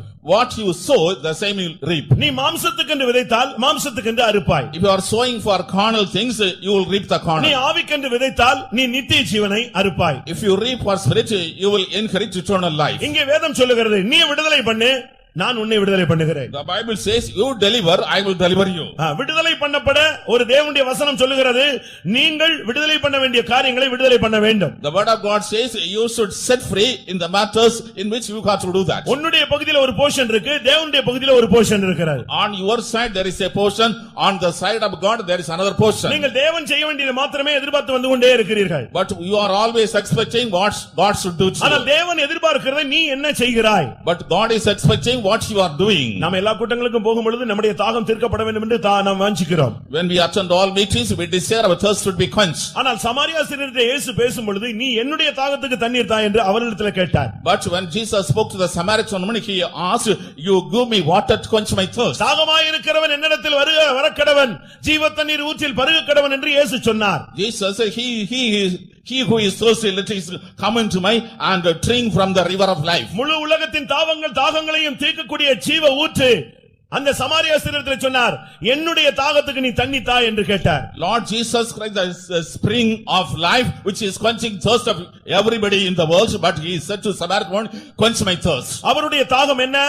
What was his thirst? உன்னுடைய வாழ்க்கையை நீ மாற்ற வேண்டும். You should change your life. உன்னுடைய பாவ தொடர்புகளை நீ துண்டிக்க வேண்டும். You should cut off your sinful life. இன்றைக்கு உனக்கு ஒரு மனந்திரும்பை பெற்றுக்கொள்ள வேண்டும். You should obtain repentance today. இன்றைக்கு உன்னுடைய ரட்சிப்பை நீ பெற்றுக்கொள்ள வேண்டும். You should obtain salvation உன்னுடைய today. பாவங்களை ஒத்துக்கொள்ள வேண்டும். You should accept your sins பாவ today. வாழ்க்கைக்கு நீ ஒரு முடிவு கட்ட வேண்டும். You should put a full stop your sinful அதுதான் life. இயேசுவினுடைய தாகம். That is the thirst of Jesus. ஆனால் அவளுடைய தாகம் எதுவாக இருந்தது? But what was the thirst of that woman? ஒரு சாதாரண ஒரு குடம் தண்ணீர் தான் அவளுக்கு தாகத்தை தீர்க்கக்கூடியதா இருந்தது. She wanted to take one pot of water. That was the thing quenching the thirst. நீங்கள் இயேசுவின் தாகத்தை தீர்த்தால் அவர் உங்கள் தாகத்தை தீர்ப்பார். If you quench the thirst of Jesus, he will quench your thirst. யோபு என்ன செய்தார்? What did Job do? தன்னுடைய சிநேகிதருக்காக அவர் ஜெபித்த பொழுது அவருடைய சிறையிருப்பு மாற்றப்பட்டது. When he prayed for his friends, his captivity was changed. நாம் எதை செய்கிறோமோ அதைத்தான் தேவன் அறுக்க வைக்கிறார். What we are doing, the Lord is making us to reap. நீங்கள் மற்றவர்களை விடுதலையாக்காவிட்டால், if you are not delivering others, உங்களுக்கு விடுதலையின் சிந்தை இல்லாவிட்டால் விடுதலை உங்களுக்கு கிடைக்காது. if you are not delivering mindset, you cannot obtain deliverance. அதனால்தான் வேதம் சொல்லுகிறது நீங்கள் விடுதலை பண்ணுங்கள், அப்பொழுது நீங்கள் விடுதலை பண்ணப்படுவீர்கள். The Bible says you deliver, then you shall be delivered. நீங்கள் எத்தனை பேரை விடுதலை ஆக்கி இருக்கிறீர்கள்? How many people till you have delivered? எத்தனை ஆத்துமாக்களை நீங்கள் பாவத்திலிருந்து விடுதலைக்கு கொண்டு வந்திருப்பீர்கள்? How many souls you have set free from the sin? எத்தனை பேரை நிர்பந்தமான நிலவரத்தில் வெளியே கொண்டு வந்திருப்பீர்கள்? How many of you have been brought from the wretched இந்த condition? சுவிசேஷத்தினுடைய மற்றொரு பெயர் விடுதலையின் சுவிசேஷம். The other name of this gospel is gospel of deliverance. விடுதலையின் சுவிசேஷம் உண்டு, மகிமையின் சுவிசேஷம் உண்டு. There is a gospel of deliverance, a gospel of glory. விடுதலையின் சுவிசேஷம் என்று அழைக்கப்படுகிறது, மகிமையின் சுவிசேஷம் உபதேசம் என்று அழைக்கப்படுகிறது. The gospel of deliverance is called the gospel and the gospel of glory is called doctrine. ஒரு தேவனுடைய பிள்ளை என்று சொல்லுகிறவன் சரியான விடுதலையை பெற்றிருக்க வேண்டும். A child of God should have obtained the true deliverance. இன்றைக்கும் நம்மில் அநேகர் பலவிதமான போராட்டங்களிலே சிக்கி தவித்துக் கொண்டிருக்கிறோம். Even many of us are get entangled in various kinds of problems. வெளியரங்கமாக பார்த்தால் நாம் விடுதலை உள்ளவர் போல தென்பட்டுக் கொண்டிருக்கிறோம். Outwardly it appears we are having deliverance. நான் ஒன்றை உங்களுக்கு முன்பாக வைக்கிறேன், நீங்கள் செய்ய வேண்டிய சில காரியங்கள் இருக்கிறது. நீங்கள் அதை செய்தால் கர்த்தர் நிச்சயமாய் உங்களை விடுதலையாக்குவார். I present certain things before you. If you adhere to it, definitely God will come on deliverance to you. நீங்கள் விடுதலை பண்ணினால் நீங்கள் விடுதலை பண்ணப்படுவீர்கள். If you deliver others, you will be delivered. கர்த்தருடைய பரிசுத்த நாமத்துக்கு மகிமை உண்டாவதாக. Praise be to the holy name of God. இன்றைக்கு விடுதலையின் ஆவியாக கர்த்தருடைய ஆவி நம்முடைய மத்தியிலே உலாவிக் கொண்டிருக்கிறார். As the spirit of deliverance, the spirit of God is walking in our midst. மத்தேயு எழுதின சுவிசேஷம் 18ஆம் அதிகாரத்தை பார்க்கும் பொழுது, In Matthew's Gospel, chapter 18, அங்க 27ஆம் வசனத்திலே in verse 27, ஒரு கடன்பட்ட மனிதனையும் கடன் கொடுத்த மனிதனையும் நாம் பார்க்கலாம். we see a creditor and a lender. ஒருவன் கடன் வாங்கினவன், ஒருவன் கடன் கொடுத்தவன். One person received a loan, another person gave loan. ரெண்டு பேரும் சந்திக்கிறார்கள். Both of them are meeting. இப்பொழுது நிர்பந்தமான ஒரு நிலவரம். There is miserable condition. கடன் வாங்கினவன் மிகுந்த பயத்தோடு அவனிடத்தில் கெஞ்சுகிறான். The person who is indebted is making a petition with much supplication. எனக்கு கொஞ்சம் டைம் தாங்க. Give me some time. எனக்கு கடனை தீர்க்க நிர்வாகம் இல்லை. I have no means to repay. நான் எப்படியாயினும் நான் உங்களுடைய கடன்களை தீர்த்து விடுகிறேன். Anyhow, I will pay the debts. ஆனா அவன் சொல்றான் உன் மனைவி பிள்ளைகள் எல்லாம் வித்துட்டு எனக்கு காசு கொடுன்னு கேக்குறான். But he says, sell your wife and children and pay the money. எவ்வளவு 25ஆம் வசனத்துல ரொம்ப நிர்பந்தமான நிலவரத்துக்கு அவன் கொண்டு போகப்பட்டான். In verse 25 he is led to a miserable condition. அவனுடைய ஆண்டவன் அவனையும் அவன் பெண்ஜாதி பிள்ளைகளையும் அவனுக்கு உண்டான எல்லாவற்றையும் விற்று கடனை தீர்க்கும்படி அவனிடத்திலே கட்டளையிட்டான். His Lord commanded him to be sold and his wife and children and all that he had and payment to be made. இவன் என்ன செஞ்சான் தெரியுமா? அவன் கால்ல விழுந்து அழ ஆரம்பிச்சிட்டான். He fell at his feet and weeping. எனக்கு கொஞ்சம் பொறுமையா இருங்க, நான் எப்படியாவது கொடுத்து தீர்த்துறேன். Have patience with me, I will pay thee all. இவனுடைய அந்த நிர்பந்தமான நிலவரத்தை பார்த்து, இவனுடைய கண்ணீரை பார்த்து, இவனுடைய தாழ்மையை பார்த்து அவனுக்கு இவனுக்கு கடனே வேண்டாம், போ விடுதலையோடு போன்னு சொல்லி அனுப்பி. Looking at the miserable condition of the person, seeing his humbleness and tears, you need not pay money, you are freed, he said. அந்த ஊழியக்காரனுடைய ஆண்டவன் அவனை விடுதலை பண்ணி அவனுக்கு மனதிறங்கி அவனை மன்னித்து விட்டான். The Lord of the servant was moved with compassion, loosed him and forgave him the debt. கடன் கடன் இல்லாதவர்கள் யார்? Who are without debt? இங்க இவ்வளவு பேர் வந்திருக்கீங்களே, So many came. இங்க உள்ள சபை விசுவாசிகளா இருக்கலாம், members of the church perhaps, church மெம்பர்ஸா இருக்கலாம், members of other churches, இல்லாவிட்டால் புதிதாக இன்றைக்கு எவ்வளவு பெரிய கூட்டம் நடக்குது என்னன்னு பார்க்க வந்திருக்கலாம். or new souls who come to attend a meeting. கடன் இல்லாத ஒரு ஆளை கையை வைத்து சொன்னா எப்படி இருக்கும்னு பாருங்க. If you ask to lift a person with a debt, how it will be? ஒரு இடத்துல ஒரு சபை கட்டினார்கள். In one place they built a church, பிரம்மாண்டமான சர்ச், அது tremendous church, ரொம்ப பெரிய சர்ச். very big church. எப்படி இவ்வளவு பணம் கிடைத்ததுன்னு கேட்டாங்க. How they got so much money? நாங்க பேங்க்ல வாங்கி இருக்கோம். We received loan from bank. மாசம் மாசம் தசமபாகத்துல இருந்து ஒரு அமௌண்ட் கொடுக்கறோம்னு சொல்லிட்டு நாங்க கேரண்டி கொடுத்திருக்கோம். Every month we will pay amount from the tithe, we gave guarantee. அந்த சர்ச் பில்டிங்கே பேங்க் லோன்ல தான் கட்டி வச்சிட்டு உட்கார்ந்திருக்கான். The church building is built from the loan from the bank. இந்தியாவை எடுத்துக்கொள்ளுங்கள். Consider India. ஒவ்வொரு மனுஷன் நம்ம எல்லாம் கடனே இல்லைன்னு சொல்லலாம், பாஸ்டர்ஸ் பிரதர்ஸ்லாம். ஒவ்வொரு குடியுரிமை பெற்ற ஒவ்வொருவன் மேலும் இவ்வளவு கடன் இருக்குன்னு கவர்மெண்ட் கணக்கு போட்டு வச்சிருக்கான். Pastors and brothers may say, I am not indebted, but the government has a calculation, every citizen is indebted so much. சரி, கடனே வாங்க கூடாதுன்னு இத்தனை வருஷம் பிரசங்கம் கேட்டிருக்கமே, நம்முடைய செயல்பாடு என்ன? We have been hearing the sermon for many years, we should not receive debt, and what is our condition? நான் உங்களை குற்றவாளியா தீர்க்கிறதுக்காக இந்த பிரசங்கம் சொல்லவில்லை, கர்த்தருடைய வார்த்தையை சொல்லுகிறேன். கடன் பாரத்தில் இருக்கிறவர்களுக்கு கர்த்தர் ஒரு வழியை திறந்து உங்களை விடுதலை பண்ண போகிறார் என்பதுதான் நம்முடைய சத்தியமான வார்த்தை. I am not desiring to accuse you, but I am proclaiming the word of God. The truth is that the people who are in debt, the Lord is sending his word, delivering you. ஆனா கடனை நீ தீர்க்காமல் இந்த உலகத்தை விட்டு நீ போவாயானால் நீ பரலோகத்துல கால் வைக்க முடியாது. If you are not paying the debt and leave this world, you cannot step in the heaven. ஒருவேளை நீங்க என்ன சொல்றீங்க, நாங்க கடனை அடைக்காம நாங்க போயிட்டாலும் என் மனைவி பிள்ளைகள் அடைச்சிருவாங்களா? Perhaps you may say, if we leave without paying the debt, my wife and children will repay. இல்ல நாங்க போன பின்பு எங்க வீட்டை வித்து கவர்மெண்ட் எடுத்துக்கிட்டு நீங்க சொல்றீங்களா? அதை இப்பமே எழுதி கொடுத்துருங்க அவங்களுக்கு. Are you saying after we depart, let the government take our house and settle the debt? கடன் என்பது ஒரு அடிமைத்தனத்தின் ஆவி. Debt is a spirit of slavery. அப்படித்தான் வேதம் சொல்லுகிறது. The Bible says so. நீதிமொழிகள்ல 22ஆம் அதிகாரத்திலே பார்க்கும் பொழுது, in Proverbs chapter 22, அங்க வேதம் என்ன சொல்லுகிறது? What does the Bible say? கடன் வாங்கினவன் கடன் கொடுத்தவனுக்கு அடிமை. He that receives debt is a slave to the person who gave debt. நீதிமொழிகள் 22:7. Proverbs chapter 22 verse 7. ஐஸ்வரியவான் தரித்திரனை ஆளுகிறான், கடன் வாங்கினவன் கடன் கொடுத்தவனுக்கு அடிமை. இன்றைக்கு கடன் வாங்கினவர்கள் கடன் கொடுத்தவர்களுக்கு அடிமை. அப்படியானால் இப்பொழுது நம்முடைய நிலவரம் என்ன? Today the borrower is a servant to the lender. If it is so, what is our condition today? ஆண்டவர் இன்றைக்கு அதிலிருந்து ஒரு விடுதலைக்கு தான் உனக்கு ஒரு வழியை இன்றைக்கு போதிக்க போகிறார். The Lord is going to instruct a way for you to get deliverance. இன்றைக்கு அநேகர் கடனிலே சிக்கி இருக்கிறார்கள். Today many are immersed in debt. கடன் சொல்றதை விட ரொம்ப அழகாக கிரெடிட் கார்டு உன்னை கையில வைத்திருக்கிறார். ஒண்ணு இல்ல, ரொம்ப வைத்திருக்கிறார். Debt means they are having credit card, not one, many in number. இல்லாவிட்டால் லோன் என்று ரொம்ப டீசென்ட்டாக அழகாக சொல்லிக் கொண்டே போகிறோம். Indecently they call it loan. வரிசையா நிக்குது பாருங்க இந்த கார்ல எத்தனை கார் லோன் இல்லாம இருக்குன்னு பாருங்க. One after another, many cars are there, but how many are without a loan? வெளிய டூ வீலர்ஸ் எல்லாம் நிக்குது, இது எவ்வளவு லோன் இல்லாம இருக்குன்னு எத்தனை பேர்ட்ட கேளுங்க. Two wheelers are outside, how many are without loan? எல்லாரும் வீடு அழகாக கட்டி வச்சிருக்கிறமே, அவங்க அந்த பத்திர பேப்பர் எங்க இருக்குன்னு கேளுங்க. Everybody has constructed beautiful house, where is the document? Go and ask. நல்லா படிக்கிறீங்களே, அதுக்கு லோன் யார் கொடுத்ததுன்னு பாருங்க. You are studying, who is providing the loan for it? ஆக மொத்தத்துல உன்னை பரலோகத்துக்கு போக விடாம அழகாக சிக்க வைத்திருக்கிற ஒரு வல்லமை.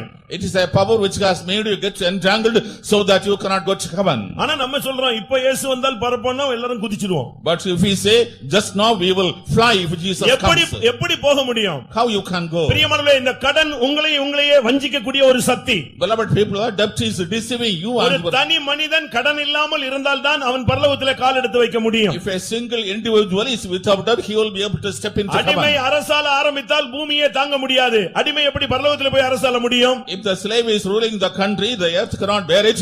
How the slave can go to heaven? ஒரு சிலர் வாங்கின கடனை திருப்பி கொடுக்கிறதே இல்ல. அது ஒரு கிருபை அது. Some are not repaying the loan, they are receiving grace. கடன் வாங்கி ஒருத்தன் திரும்ப கொடுக்கலன்னா அவனுக்கு பைபிள் சொல்ற பெயர் துன்மார்க்கன். If a man is borrowing not repaying, the term used by the Bible is wickedness. அப்படிதான் வேதம் சொல்லுகிறது. The Bible says so. 37ஆம் சங்கீதம் 21ஆம் வசனத்திலே துன்மார்க்கன் கடன் வாங்கி அதை திரும்ப செலுத்தாமலே போய்விடுகிறான். In Psalm 37 verse 21, the wicked borrow money and not repay. அவன் கடன் வாங்குவான் ஆனா செலுத்தாமலே போய்விடுவான். He will borrow money, we will not pay it. பிரியமானவர்களே, நம்மில் எத்தனை பேர் இன்றைக்கு கடனாளிகளாக இருக்கிறோம்? Beloved, how many are debtors today? எத்தனை குடும்பங்கள் கடனால தற்கொலைக்கு போய்விட்டது தெரியுமா? How many families are going to commit suicide because of debt? எத்தனை குடும்பம் இந்த சத்தியத்தையும் சபையை விட்டு போயிட்டாங்க தெரியுமா? How many families left the truth and church? எத்தனை குடும்பங்கள் இந்த கடனினால் பிரிந்து போய்விட்டது தெரியுமா? How many families remain separated due to debt? எத்தனை குடும்பங்கள் இந்த கடனினால் கைவிடப்பட்ட நிலவரத்திலே தள்ளப்பட்டு விட்டது தெரியுமா? How many families are in forsaken condition due to debt? எத்தனை குடும்பங்கள்ல கடனினால நல்ல படிப்பு இல்லாமல் நல்ல வாழ்க்கை அமையாமல் கஷ்டப்படுகிறார்கள் தெரியுமா? In how many families or education no life because of debt? பிரியமானவர்களே, இன்றைக்கும் கூட கடனின் வல்லமை ஜனத்தோடு போராடிக் கொண்டே இருக்கிறது. Even today the power of debt is fighting against the people. அன்றைக்கு தாவீதோடு ஒரு பெரிய கூட்டம் இருந்தது. அதுல ஒவ்வொருவருக்கும் ஒவ்வொரு தகுதி இருந்தது. அதுல ஒரு தகுதி கடன்பட்டவர்கள். Along with the David there was a group of men, but everybody has a different qualification. One of them is the debtors. 1 Samuel 22:2ல பாத்தீங்கன்னா தாவீதோடு ஒரு 600 பேர் இருந்தாங்க. 600 பேர்ல ஒரு குரூப் கடன்பட்டவர்கள், ஒரு குரூப் முறுமுறுக்கிறவர்கள், ஒரு குரூப் அடிமைப்பட்டவர்கள், ஒடுக்கப்பட்டவர்கள். இப்படித்தான் அவனோட ஒரு குரூப்பே இருந்தது. In 1 Samuel chapter 22 there was a group of young men along with David. One of them were indebted, some were oppressed and some are the problems. ஆனால் இந்த மனிதன் கண்ணீர் விட்டு ஜெபித்த பொழுது கர்த்தர் அந்த எஜமான் அவனுடைய ஆண்டவன் அவனுடைய கடனில் இருந்து அவனை விடுதலை பண்ணிவிட்டார். But this particular man, when he shed tears and prayed, the master or the Lord delivered him from the debt. இன்றைக்கு எல்லாரும் நீங்கள் கடன் கொடுத்தவங்கெல்லாம் போய் நீங்க அழுத உடனே விட்டுருவாங்களா? If you go to the creditors and will they allow it? ரொம்ப அழுதுட்டீங்க, பிள்ளைகள் எல்லாம் கொண்டு போய் நின்னு கதறிட்டீங்கன்னா உடனே சொல்லுவான், சரி வட்டி வேண்டாம் முதல்ல கொடுன்னு சொல்லுவான். If you go and weep along with the wife and children, they say you need not pay the interest but pay the principal. ஆனா இன்னைக்கு நீ தேவன்கிட்ட அழ போகிற இந்த கூட்டம் முடியறதுக்குள்ள. Before the meeting ends you are going to weep. கர்த்தர் உன்னுடைய கடனை அடைக்கக்கூடிய ஒரு விடுதலைக்குரிய வழியை இன்றைக்கு உனக்கு வெளிப்படுத்துவார். The Lord will reveal a way so that you can repay the debt. இல்லாவிட்டால் அதற்குரிய ஒரு ஆசீர்வாதத்தை கர்த்தர் உனக்கு கட்டளையிடுவார். Or the Lord will command a blessing pertaining with you. கர்த்தர் உன்னை ஆசீர்வதிக்கும் பொழுது நீ இந்த கடனில் இருந்து இந்த கூட்டத்தின் மூலமாக ஒரு விடுதலையின் வல்லமையை நீ பெற்றுக்கொள்ள முடியும். When the Lord blesses you through this meeting, you can get a deliverance from debt. இன்றைக்கு கர்த்தர் கடன்பட்ட ஜனங்களை விடுதலையாக்கும்படியாக இந்த வார்த்தையை அனுப்பி கொண்டே இருக்கிறார். The Lord is sending this word so that people who have borrowed money be delivered. இன்னொரு துக்ககரமான உண்மை என்னன்னு சொன்னா, what is on the sorrowful truth? அநேகரை கர்த்தர் ஆசீர்வதிக்கிறார், கடன்ல இருந்து வெளியே வந்தா திரும்ப போய் கடன் வாங்குறான்.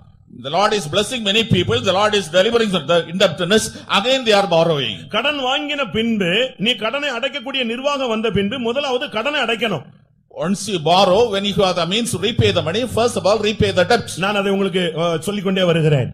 I keep on telling. இரண்டாம் ராஜாக்கள்ல In 2 Kings, 4ஆம் அதிகாரத்தில் in chapter ஒரு 4, தீர்க்கதரிசி கடன் வாங்கிட்டான். a prophet received both debts. ஒரு தீர்க்கதரிசி கடன் வாங்கிட்டு நல்ல குடும்பம் நடத்திட்டே இருந்தான். A prophet was in debt and he was leading the family. ஏதோ ஒரு காரியத்துக்கு அவனுக்கு தேவைப்பட்டது, கடன் வாங்கியாச்சு. He needed money for some other affairs and he received it. நான் திரும்ப கொடுப்பேன்னு சொல்லி இருந்தான். அவனுக்கு திரும்பி கொடுக்கக்கூடிய வசதி வாய்ப்பு கிடைக்கவே இல்ல. He promised to repay but he has no means to repay. ஆனா இப்ப கடன்லயே அவன் மரித்து விட்டான். In the debt he happened to die. அடக்கம் முடிந்து விட்டது.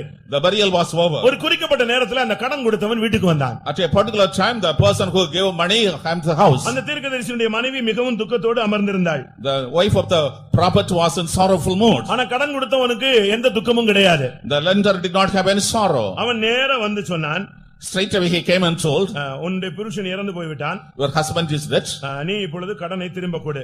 Now you repay the debt. உன் புருஷன் வாங்கின கடனை கொடுக்கறியா இல்லையா? Will you repay the debt of the husband or not? அப்படி முடியலையா? It is not so. உனக்கு 2 பையன் இருக்கான்ல, என் வீட்டுல வேலைக்கு அனுப்பிடு, அடிமையா அனுப்பிடுன்னு சொன்னான். You have 2 sons, send them as slaves to my house. அது அவளுக்கு பயங்கர விசனமாக இருந்தது. It's sorrowful thing for her.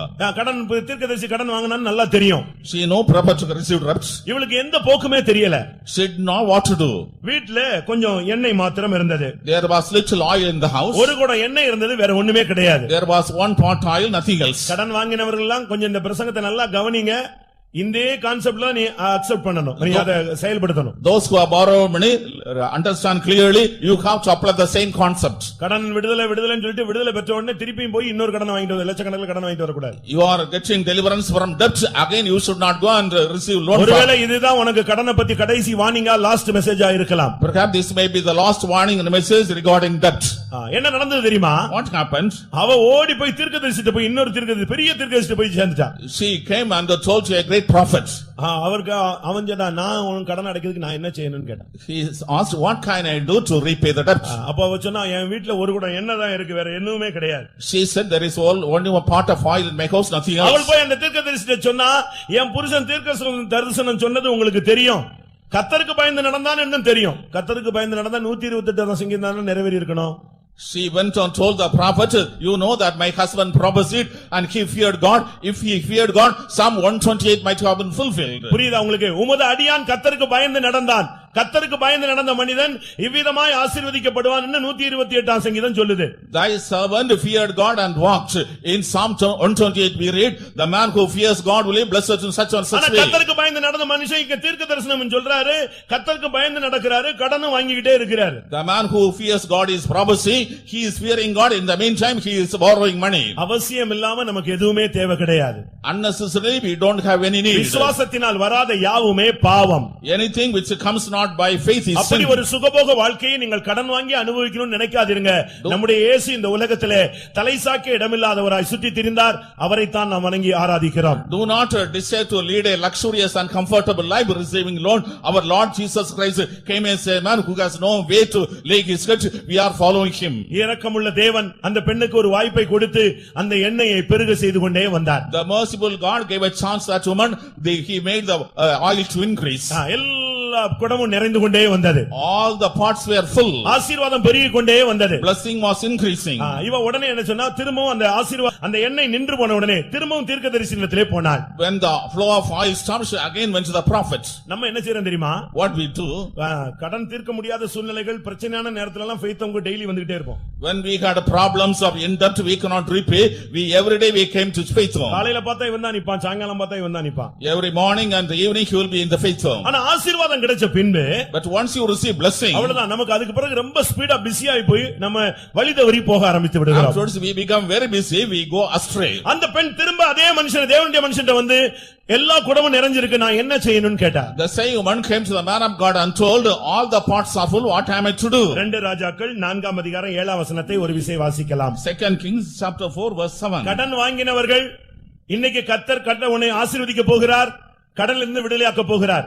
விடுதலை ஆன பின்பு நீ செய்ய வேண்டியது இப்பொழுது உனக்கு சொல்லப்படுகிறது. The people who are borrowed money, God is going to deliver you, but after your deliverance what you have to do, it is told unto you. அவள் போய் தேவனுடைய மனுஷனுக்கு அதை அறிவித்தாள். அப்பொழுது அவன், நீ போய் அந்த எண்ணெயை விற்று உன் கடனை தீர்த்து மீந்ததை கொண்டு நீயும் உன் பிள்ளைகளும் ஜீவனம் பண்ணுங்கள் என்றான். அந்த எண்ணெயை விற்று கடனை தீர்த்து மீந்ததை வைத்து நீ ஜீவனம் பண்ணணும். Go sell the oil and pay the debt and leave thou and the children of the rest. பெங்களூர்ல ஒரு முக்கியமான விசுவாசி ஒரு அழகான வீடு கட்டி முடித்தார். At Bangalore, important believer completed construction of beautiful house. 2 chief pastors அந்த வீட்டை டெடிகேட் பண்றதுக்கு போயிருந்தார்கள். 2 chief pastors are gone to dedicate the house. Dedication முடிந்த உடனே, as soon as dedication was over, திடீரென்று ஒரு சீஃப் பாஸ்டர் அந்த விசுவாசியை கூப்பிட்டு, எப்படி நல்லா இருக்கு வீடு, ஏதாவது கடன் வாங்கிட்டீங்களான்னு கேட்டார். All of a sudden the chief pastor asked the believer, the house is beautiful, did you get any loan? அப்ப அவர் சொன்னாரு, ஒரு 2 லட்சம் மட்டும் கடன், மத்தெல்லாம் என்னுடைய ஓன் மணி தான். He said, I have a loan of 2 lakhs rupees, otherwise other mean my own money. அந்த chief pastor என்ன சொன்னார் தெரியுமா? What did the chief pastor tell? நீங்க இந்த வீட்டை வித்து அந்த 2 லட்சம் ரூபாய் கடனை கொடுத்துருங்க, மிச்சம் இருக்கிறத வச்சு ஒரு வீடு கட்டிக்கோங்கன்னு சொன்னார். You sell the house and pay 2 lakhs, with the remaining money you build another house. எப்படி இருக்கும்? How is it? நீங்க என்ன செஞ்சிருப்பீங்க? What you do? ஆனா அவர் என்ன செஞ்சார் தெரியுமா? What he did? அன்னைக்கு சாயங்காலமே அந்த வீட்டுக்கு rate பேசிட்டார். In the evening he fixed the rate for the house. ஒரே வாரத்துல அந்த வீட்டை வித்துட்டு மிச்சர் கடன் அடைச்சிட்டு மிச்சம் இருக்கிற காசுல அதோட சின்னதா ஒரு வீட கட்டிட்டு உட்கார்ந்துட்டார். Within a week he sold the house. With the remaining money he constructed a small house. நம்ம என்ன செய்றோம்? What we do? நமக்கு முடியுதோ முடியாதோ நம்முடைய ஆளுங்களுக்கு கடனை தீர்ப்பாருங்கிற விசுவாசத்தை விட கடன் வாங்குறதுக்கு பயங்கரமான விசுவாசம் இருக்கிறது. Whether it is possible or not possible, our faith of the believers is that instead of repaying the money, how we can receive money on loan. துணிஞ்சு கடன் வாங்குறாங்க. Presumptuously they receive loan. பரவாயில்ல, உங்களுக்கு கர்த்தர் கடனை அடைக்க ஒரு விடுதலையை கர்த்தர் இந்த கூட்டத்தின் மூலமாக உங்களுக்கு கட்டளை இடுகிறார். In this meeting the Lord is commanding a way delivery to repay the debt. கடன்ல சிக்கிக் கொண்டவர்கள் இன்றைக்கு நீங்கள் தேவனுடைய வார்த்தையை கேட்டுக் கொண்டிருக்கிறீர்கள். கர்த்தர் உங்களை ஏதாவது ஒரு விதத்தில் ஆசீர்வதித்து இந்த கடனிலிருந்து விடுவிப்பார். ஆனால் நீங்கள் உடனே இந்த கடனை தீர்த்துவிட்டு மீந்ததை கொண்டுதான் ஜீவனம் பண்ண வேண்டுமே தவிர கர்த்தருடைய ஆசீர்வாதத்தை வைத்து ரொட்டேஷன் பண்ண கூடாது. Those who are entangled today in the debt and sitting in this meeting, the Lord is giving a blessing and commanding a deliverance from your indebtedness. தேவனுடைய வார்த்தைக்கு நீ கீழ்ப்படிந்தால் கர்த்தர் இன்றைக்கு கடனிலிருந்து உன்னை விடுதலையாக்க ஒரு வழி வகையை உண்டு பண்ணுவார். If you obey the word of God, the Lord will open the ways and means to be delivered from the debt. ஏன் இந்த வார்த்தையை நான் திரும்ப சொல்லுகிறேன் என்று சொன்னால் இஸ்ரவேல் ஜனங்களை அநேகம் தரம் விடுவித்தார், மறுபடியும் போய் அதிலேயே சிக்கினார்கள். Why repeat this word again and again? The Lord delivered Israelites many a time, but again they were entangled in captivity. இன்றைக்கு இந்த சத்தியத்தை கேட்க வந்த உன்னுடைய கடனை தீர்க்கும்படியாக தேவன் பொறுப்பை ஏற்றுக்கொள்கிறார். God is making efforts so that you may be repaying the loan that you are entangled today. அன்பு செலுத்துவதில் தான் நீ கடனாளியாக இருக்க வேண்டும். You should be indebted in loving. ஸ்தோத்திரம் செலுத்த தான் நீ கடனாளியாக இருக்க வேண்டும். You should be indebted to offer praises. மற்ற ஏழைகளுக்கு பொருளுதவி செய்ததான் நீ கடனாளியாக இருக்க வேண்டும். You should be indebted to help other poor people. சுவிசேஷம் சொல்லத்தான் நீ கடனாளியாக இருக்க வேண்டும். You should be indebted to preach the gospel. தேவனுக்கு காணிக்கை செலுத்தத்தான் நீ கடனாளியாக இருக்க வேண்டும். You should be indebted to offer money unto God. மற்றபடி பணத்துக்கோ காருக்கோ வீடுக்கோ நிலத்துக்கோ நீ கடனாளியாக இருக்க, பேங்குக்கோ நீ லோனுக்கோ தேசத்துக்கோ நீ கடனாளியாக இருக்க கூடாது. You should not be indebted to house or car or vehicle or country or for any other thing. ரோமர் 13:8 அன்பு கூறுகிற கடனே அல்லாமல் வேறு கடன் இருக்க கூடாது.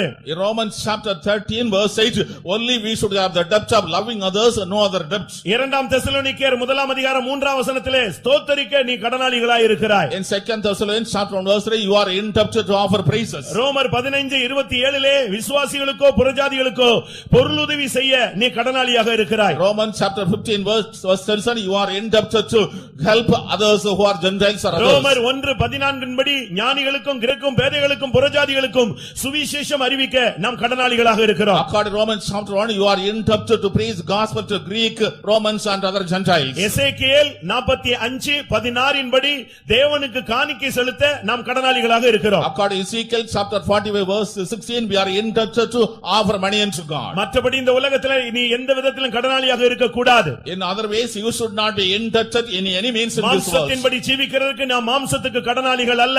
I am indebted to flesh to live according to the flesh. அப்படி ஏதாவது கடன் இருந்தால் இன்றைக்கு நீ ஆண்டவரே எனக்கு நீர் பணவசதியை கொடுத்தால் நான் முதலாவது கடனை தீர்த்து விடுவேன், இனிமேல் கடன் வாங்க மாட்டேன், இனிமேல் மீந்ததை வைத்து நான் ஜீவனம் பண்ணுவேன் என்று சொன்னால் இந்த கூட்டத்திலே கர்த்தர் உன்னை விடுதலை பண்ண வல்லவராயிருக்கிறார். If you are indebted today, if you say unto God, Lord, I will get a deliverance and that way I will repay the money, afterwards I will not get a loan. If you say God will pay a deliverance. கடன் பட்டவர்கள் கையில வைத்துங்கன்னு சொன்னா எல்லாரும் வைத்தி தான் ஆகணும், வேற வழியே கிடையாது.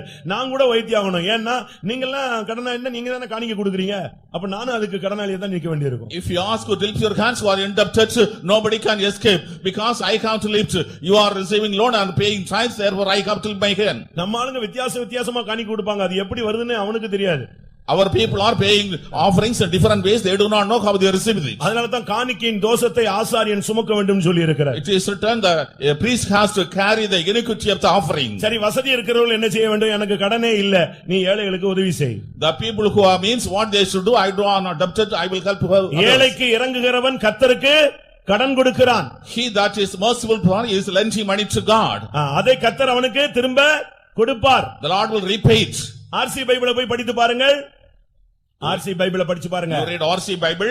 ஏழைக்கு இறங்குறவன் கர்த்தருக்கு வட்டிக்கு கொடுக்கிறான். He that is merciful to the poor is lending money to God with அவனுக்கு interest. திரும்ப கொடுப்பார். The Lord will repay it. நீங்க உலகத்து மனுஷனுக்கு வட்டி கொடுக்காதீங்க, ஏழைகளுக்கு கொடுத்து பாரு, திரும்ப கிடைக்காது. ஆனா கர்த்தர் வட்டியோட உனக்கு திரும்ப கொடுப்பார். You do not lend money to the world, people of the world, but you lend to poor, then God will repay with interest. கடைசியாக Finally, கலாத்தியர் 1 அதிகாரம் 4 Galatians chapter 1 verse 4. வாசியுங்கள்.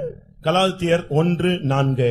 Galatians chapter 1 verse 4. அவர் நம்மை இப்பொழுது இருக்கிற பொல்லாத பிரபஞ்சத்தினின்று விடுதலை ஆகும்படி நம்முடைய பிதாவாகிய தேவனுடைய சித்தத்தின்படியே நம்முடைய பாவங்களுக்காக தம்மை தாமே ஒப்புக்கொடுத்தார். இப்பொழுது இருக்கிற பொல்லாத பிரபஞ்சத்தினின்று விடுவிக்கப்படும்படியாக, so that we may be delivered from this present evil world. ஒரு தேவனுடைய பிள்ளை இந்த உலகத்தின் பிடியிலிருந்து விடுவிக்கப்பட வேண்டும். A child of God should be delivered from the clutches of the world. ஏனென்றால் அவன் இந்த உலகத்துக்குரியவன் அல்ல. Because he is not belonging to this world. இந்த பொல்லாத பிரபஞ்சம் என்பது பொல்லாத உலகத்தை காண்பிக்கிறது. The present evil world shows the present world. இந்த பொல்லாத பிரபஞ்சத்திலிருந்து அவனுக்கு ஒரு விடுதலை தேவைப்படுகிறது. He needs a deliverance from this present evil world. ஏனென்றால் நாம் உலகத்தார் அல்ல. Because we do not belong to the world. நாம் இந்த உலகத்துக்குரியவர்கள் அல்ல. We are not belonging to this world. நம்முடைய ராஜ்யம் இனி வரும் உலகம் என்று சொல்லப்பட்டிருக்கிறது. Our kingdom is the kingdom which is to come. நாம் இனி வரும் உலகத்துக்கு சொந்தக்காரர்கள். We are the people of the coming kingdom. அப்படினால் இந்த உலகத்துக்குரிய இந்த பிடிகளிலிருந்து நாம் விடுவிக்கப்பட்டவர்களாக இருக்க வேண்டும். We should be delivered from the clutches of the present world. இதோ உலகத்தின் அதிபதி வருகிறான், அவனுடையது என்னிடத்தில் ஒன்றுமில்லை என்று இயேசு சொன்னார். அதே அறிக்கை நமக்கும் இருக்க வேண்டியது அவசியம். The prince of this world is coming and I do not have anything belonging to him. Jesus confessed, we should have the same confession. இன்றைக்கு பாருங்க, உலகத்தின் வேஷம் கடந்து போகிறது. The fashion of the world passes away. எங்க கடந்து போகுது? Where it is passing away? அது வாயா பெண்டிகாஸ்ட்ல தான் போயிட்டு இருக்கிறது. It is going to Pentecost. உலகத்தின் வேஷம் இன்றைக்கு நமக்குள்ள தான் கடந்து போய் கொண்டே இருக்கிறது. The fashion of the world is passing along us today. இன்றைக்கு உலகத்தினுடைய வல்லமை, மோகங்கள், ஆசை, இச்சைகள் இன்றைக்கு ஜனங்களை தீட்டுப்படுத்தும்படியாக போராடி கொண்டிருக்கிறது. The power of the world, the lust and concupiscence are trying to overcome the people of the world. வேதமே சொல்லுகிறது, இப்போது இருக்கிற பொல்லாத பிரபஞ்சம் என்று சொல்லப்பட்டிருக்கிறது. It is the present evil world. இன்றைக்கு உலக கவலை மனிதனை ஆட்டி படைக்கிறது. Cares of the world are tossing the people. ஆவிக்குரிய கவலைகளை விட உலக கவலை தான் அவனுக்கு அதிகமாக இருக்கிறது. Rather than spiritual cares, the worldly cares are tossing. இன்றைக்கு உங்களில் எத்தனை பேர் உலக கவலையினாலே நீங்க கஷ்டப்படுகிறீர்கள்? How many are suffering due to cares of this world? பிரசங்கம் கேட்கும்போது நன்றாக இருக்கிறது. When you hear the sermon, it's good. ஆனால் அதனுடைய போராட்டம் வரும் பொழுது உங்களால் தாக்கு பிடிக்க முடியவில்லை. When you face the struggle, you are not able to maintain the balance. இதற்கு வேதம் என்ன சொல்லுகிறது? What does the Bible say? வசனத்தை சந்தோஷத்தோடு ஏற்றுக்கொள்கிறார்கள். They accept the word with joy. ஆனால் வசனத்தின் நிமித்தம் உபத்திரம் வரும் பொழுது, when persecution comes through the word of God, நிற்க முடியவில்லை. they are not able to stand. முள்ளுள்ள இடங்களில் விதைக்கப்பட்ட ஜனங்களை குறித்து சொல்லி இருக்கிறது, உலக கவலை அவர்களை அந்த வசனத்தின்படி ஜீவிக்க விடவில்லை என்று சொல்லி இருக்கிறார். Regarding the people where the seed is found on the thorny place, the cares of the world are not allowing to live spiritually. லூக்கா 8:14 நீங்கள் இதை பார்க்க முடியும். Luke's Gospel chapter 8 verse 14. உலக கவலை ஒரு மனிதனுக்கு இருக்குமானால் வசனத்தின்படி அவனால் வாழ முடியாது. If a man is having cares of the world, he cannot live according to the word of அவன் God. கேட்ட சத்தியம் அவனுக்குள்ளே செயல்பட முடியாமல் அந்த வல்லமை, அந்த உலக கவலை அதை நெருக்கி விடுகிறது. The truth that he cares cannot operate in him because the cares of the world are choking him. உலகத்திலும் உலகத்தில் உள்ளவைகளிலும் நீங்கள் அன்பு கூராதிருங்கள். Love not the world and the things of the world. உலகமும் அதன் ஆசை இச்சைகளும் ஒளிந்து போகும். And the world and the lust thereof passes away. இச்சை, மாம்சத்தின் இச்சை, ஜீவனத்தின் பெருமை இது பிதாவினால் உண்டானதல்ல, உலகத்தில் உண்டானது என்று வேதம் சொல்லுகிறது. The lust of the eyes, lust of the lips and the pride of life, they are not of the world, it came from the devil. ரோமர் 12:2 உலகத்துக்கு ஒத்த வேஷம் நீங்கள் தரிக்க கூடாது என்று சொல்லப்பட்டிருக்கிறது. Romans chapter 12 verse 10, you should not have the fashion of the world. தேவனுடைய பிள்ளைகளுக்கு என்று ஒரு தன்மை இருக்கிறது, உலகத்துக்கு என்று ஒரு வேஷம் இருக்கிறது. The people of the world has a quality and the people of the world, the spiritual people have quality. தீமோத்தேயுக்கு Pavul சொல்லும் பொழுது என்ன சொல்லுகிறார்? When Saint Paul teaches to Timothy, அநேகர் தேவபக்தியின் வேஷத்தை தரித்திருக்கிறார்கள், அதனுடைய பலனை மறுதலிக்கிறார்கள். many are having the fashion of the word of God, but they are denying the power thereof. ஒரு சிலர் இங்க வரும்போது நல்ல விசுவாசியாக வெளியே போன உடனே உலகத்து மனுஷர்களாக போல மாறி விடுகிறார்கள். Some are good believers when they come here, but they are God, they are changing their தயவு செய்து நீங்க ஒரே வேஷத்துல நின்னு கொண்டிருங்கள். You remain the same fashion. எங்க போனாலும் நீ விசுவாசியாக இருக்க வேண்டும். Wherever you go, you should be a believer. Office போனாலும் இருந்தாலும் சரி, whether you go to நீ office, பிசினஸ்ல இருந்தாலும் சரி, you are in business, தூர தேசத்துல இருந்தாலும் சரி, you are in foreign நீ countries, எங்க இருந்தாலும் விசுவாசிங்கிற அதே தன்மையில தான் நீ நின்று கொண்டே இருக்க வேண்டும். in whatever place you are, you should maintain the quality that you are a believer. இன்றைக்கு உலக ஆசைகள் ஜனங்களை கவர்ந்து கொண்டிருக்கிறது. The lust of the world has caught hold of the people. உலக ஞானம் தேவனுடைய ஞானத்தை பைத்தியம் என்று எண்ணிக்கொண்டிருக்கிறது. The wisdom of the world is constraining and the wisdom of God has enmity. நல்ல உலகத்தை வேண்டாம் என்று பிரதிஷ்டை பண்ணினவர்கள் கூட இன்றைக்கு உலகத்தை அனுபவிக்க ஆசைப்படுகிறார்கள். The people who made a good consecration regarding hating the world are having desire today. தேமா என்று ஒரு மனிதன் இருந்தான். There was a man Damas. ஒரு நல்ல ஒரு ஊழியக்காரனாக இருந்தான். He was a good servant of God. 2 தீமோத்தேயு 4:10 அவனுக்கு திடீரென்று இப்பிரபஞ்சத்தின் மேல் ஆசை வந்து விட்டது. In 2 Timothy chapter 4 verse 1, he followed after things of this world உடனே suddenly. அவன் பவுலை விட்டு விலகி போய்விட்டான். He departed from Paul immediately. அந்த உலக ஆசை அவனை அப்படியே ஊழியத்தை விட்டு அப்போஸ்தல ஐக்கியத்தை விட்டு அந்த ஊரை விட்டு வெளியே இன்னொரு ஊருக்கு அவன் போய் சேர்ந்து விட்டான். The love of the world made him depart from the fellowship of the saints. He left the village and to another place. பிரியமானவர்களே, உலகத்தின் வேஷத்தை நீங்கள் விட வேண்டும். அப்படியால் தான் பரலோகத்துக்கு போக முடியும். Beloved, you should give up the fashion of the world, only then you can go to heaven. ஏன் இப்படி தான் இருக்கணுமான்னு ஒரு கேள்வி. இப்படி தான் இருந்தா தான் பரலோகம் போக முடியும். There is a question, arise, should we live like that? Only when you live like that you can go to heaven. நம்ம போடுற Dress, நம்ம வச்சிருக்கிற எல்லா அணிகலன்கள், இதுக்கு எல்லாமே ஜட்ஜ்மென்ட். ஏசாயா தீர்க்கதரிசன புத்தகத்துல 3ஆம் அதிகாரத்துல வீட்ல போய் உட்கார்ந்து படிச்சு பாருங்க. The dress that we put on and for the ornaments we wear, there is a judgment. You go and read in the book of Isaiah chapter 3. இப்ப நவீன Dress கூட அங்க தெளிவா எழுதி வச்சிருக்காரு. Even the modern trend is written very clearly there. ஏசாயா தீர்க்கதரிசி வந்து இயேசு பிறப்பதற்கு 700 வருடத்துக்கு முன்னால தீர்க்கதரிசனம் சொன்னார். Prophet Isaiah prophesied before the birth of Lord Jesus Christ 700 years before. ஆனா இப்ப நம்ம போடுற Dress அங்க எழுதி வச்சிருக்கு, இதுக்கெல்லாம் நியாய தீர்ப்பு வச்சிருக்கிறேன்னு சொல்லி. But the present dress we put on is mentioned there. There is judgment. It is வீட்ல போய் written. உட்கார்ந்து படிச்சு பாருங்க. தமிழ் புரியலனா இங்கிலீஷ் பைபிளை தூக்கி கையில வச்சுக்கோங்க. You go at home and read. If you cannot understand Tamil, keep reading English Bible. தெளிவா எல்லாவற்றுக்கும் நியாய தீர்ப்பு சொல்லப்பட்டிருக்கிறது. Yeah, for everything clearly judgment is mentioned. இப்ப இயேசு வர்றாரு. இதே Dressல எல்லாரும் போயிட்டானா பரலோகம் என்ன ஆகிறது? Jesus comes right now. If all of you go to heaven in this dress, what happens heaven?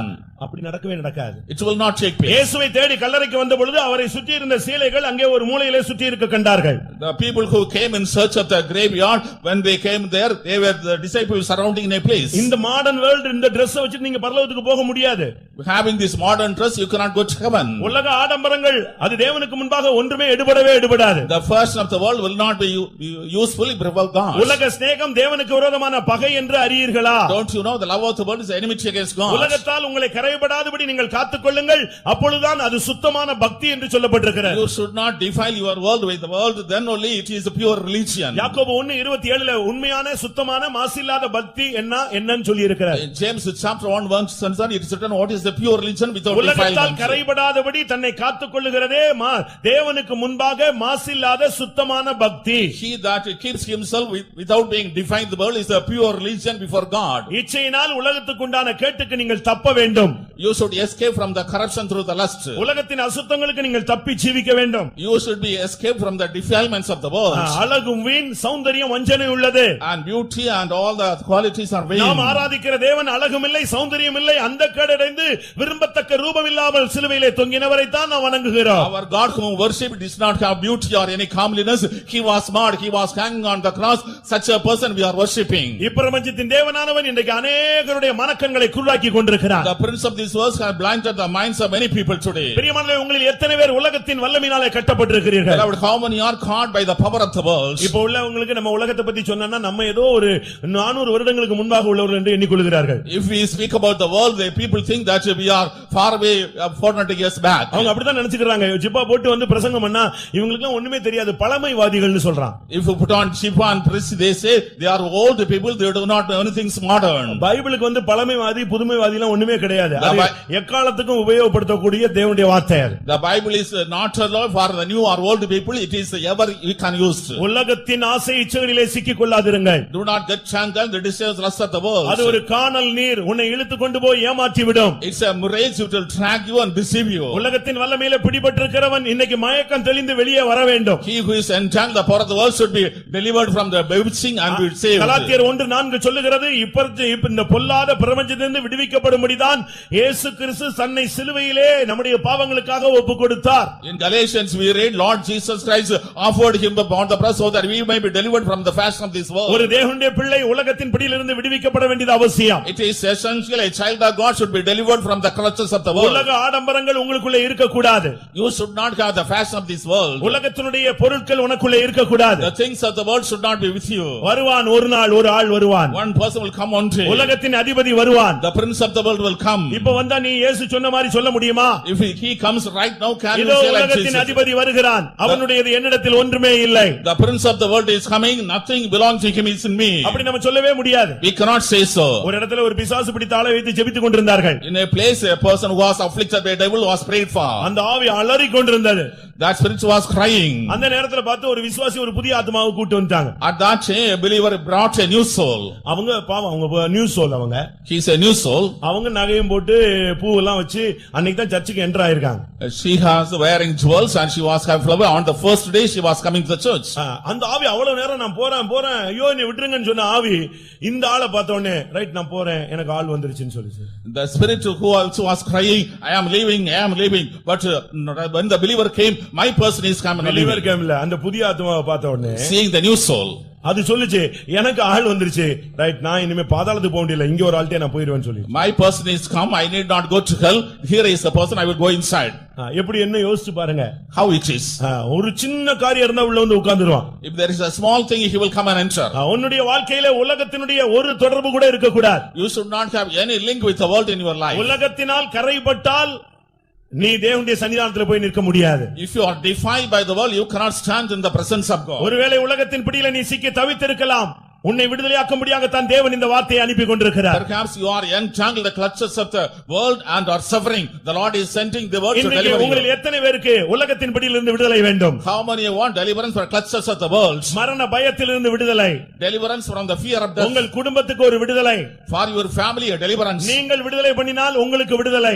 If you set free you shall be delivered. நீதிமானுடைய சந்ததியாக இருந்தால் நீதிமானா இருந்தால் உனக்கு விடுதலை உன் சந்ததிக்கு விடுதலை. If you are the seed of the righteous you have deliverance your seed has deliverance. ஒருவேளை சூழ்நிலைகள் மத்தியிலே நீங்கள் கடனாளிகளாய் மாறி இருக்கலாம். உங்கள் கடன்களில் இருந்து உங்களுக்கு விடுதலை அளிக்க போகிறார். Due to situation you are indebted. The Lord will give deliverance from debt. உலக பிரகாரமான இந்த உலக ஆடம்பரங்களிலே சிக்கி இருந்தாலும் விடுதலை பெற முடியாமல் தவித்திருந்தாலும் உலகத்தின் இச்சைகளில் இருந்து கர்த்தர் இன்றைக்கு உங்களுக்கு ஒரு விடுதலையை தரப் போகிறார். If you are entangled in the civilization and fashion of the world unable to deliver from the clutches the Lord will give deliverance today. இந்த கண்கள் தான் இந்த பாவத்தினுடைய முக்கியமான பகுதி. The eye is the important part of sin. ஒரு பரிசுத்தவானை கெடுப்பதே கண்கள் தான். The eyes are defiling a saint. யோபு எப்படி உத்தமனாக வாழ்ந்தான் தெரியுமா? How Job led a perfect life. யோபு 31:1 நீங்கள் பார்க்கும் பொழுது Job chapter 31 என் verse 1. கண்களோடு நான் உடன்படிக்கை பண்ணி வைத்திருந்தேன். I made a covenant with my eye. அதுதான் அவனை உத்தமனாக சன்மார்க்கனாக பொல்லாப்புக்கு விலகுறவனாக தேவனுக்கு பயந்தவனாக வைத்துக் கொண்டே இருந்தார். It made him upright, perfect, one who fears God and eschewed evil. இன்னைக்கு எத்தனை பேருக்கு இந்த விடுதலை தேவை? How many would need deliverance today? இந்த உலக ஆசை இச்சைகளில் இருந்து எத்தனை பேருக்கு விடுதலை வேண்டும்? How many deliverance from the lust and desires of the world? அந்த விடுதலை கிடைக்கும்போது தான் உலகம் வேண்டாம் உலக ஆடம்பரம் வேண்டாம்னு ரொம்ப சிம்பிளா மாறுகிறோம். If you get deliverance you can change completely. I don't want anything of the world. நம்முடைய நடை உடை பாவனை எல்லாமே மாறுகிறது. Our mode of walk, our behavior, attitude will change. கொஞ்ச நாள்ல நம்ம ரொம்ப நார்மலா அந்த தன்மைக்கு வந்து விடுகிறோம். Within a short time we come to a normal state. உலகத்தினுடைய பிடிப்பே இல்லாத ஒரு நிலவரத்துக்கு கர்த்தர் நம்மை கொண்டு வருகிறார். The Lord brings to a place where there is no clutches of the world. உங்களில் எத்தனை பேருக்கு இன்றைக்கு விடுதலை தேவை? Beloved, how many of you need deliverance today? ஒருவேளை மரண பயத்தில் இருக்கிறீர்களா? Are you in the fear of death? உங்களுடைய குடும்பம் கட்டுகளுக்குள்ள இருக்கிறதா? Are your family in binding? உங்களுடைய சந்ததி கட்டுகளுக்குள்ள இருக்கிறதா? Is your seed in binding? கடன் பிரச்சனையில் இருக்கிறீர்களா? Are you indebted? உலக மோகத்தில் சிக்கி தவிக்கிறீர்களா? Are you entangled lust of the world and suffering? குடி பழக்கத்திலேயோ பலவிதமான கெட்ட பழக்க வழக்கங்களிலோ உலகத்திலே நீங்கள் கட்டப்பட்டிருக்கிறீர்களா? Are you bound in the world by your drinking habit or other bad habits? நீ விசுவாசித்தால், if you believe, நிச்சயமாய் விடுவிப்பார். definitely he will deliver. ஒரு மனிதனுக்கு இந்த வார்த்தை சொல்லப்பட்டது. A word was told this man. எரேமியா 39:18 பார்க்கும் பொழுது நிச்சயமாய் நான் உன்னை விடுவிப்பேன். Jeremiah chapter 39 verse 8, definitely I deliver you. விடுதலை என்பது நிச்சயமானது, ஒரு பெயரளவிலே மாத்திரம் அல்ல. Deliverance is certain just for name's sake. நாங்கள் இந்த பிரசங்கத்தை பெயரளவிலே பண்றதில்ல. விடுதலை நிச்சயம் உண்டு என்பதை ஆணித்தரமாக உங்களுக்கு சொல்லுகிறோம். Just for name's sake, we are not delivering this message with a certainty and assurance. We are giving the message. உன்னால சில காரியங்களை விட முடியவில்லை. You are not able to give up certain things. சில மனிதர்களுடைய கட்டுப்பாட்டில் நீ சிக்கி இருக்கிறாய். You are under the bondage of some people. பல அந்நிய வல்லமைகளுடைய கட்டுகளிலே நீ சிக்கி இருக்கிறாய். You are in the binding of the strange powers. எரேமியா 31:11 சொல்லுகிறது, பலவந்தருடைய கையில் இருந்து உன்னை விடுவிக்கிறார். In the book of Jeremiah chapter 39 verse 11, you are delivered from the hand of the உன்னை mighty. விட பலத்தவனுடைய கையில் இருந்து உன்னை விடுவிப்பார். He will deliver you from the hand of the mighty. எரேமியா 15:21 பொல்லாதவருடைய கையில் இருந்து உன்னை விடுவிப்பார். Jeremiah chapter 50 verse 1, from the hand of the evil the Lord delivers. ஆண்டவர் கேட்கிறார், உன்னை விடுவிக்க எனக்கு பலன் இல்லாமல் போயிற்றா? The Lord is asking, am I become powerless to deliver you? எப்படி கேட்கிறார் பாத்தீங்களா? How is he asking? ஏசாயா 50:2 வசனத்திலே பார்க்கும் பொழுது, Book of Isaiah chapter 50 verse 2. உன்னை விடுவிக்க எனக்கு பலன் இல்லாமல் போயிற்றோ என்று ஆண்டவர் கேட்கிறார். Lord, have I become powerless to deliver you?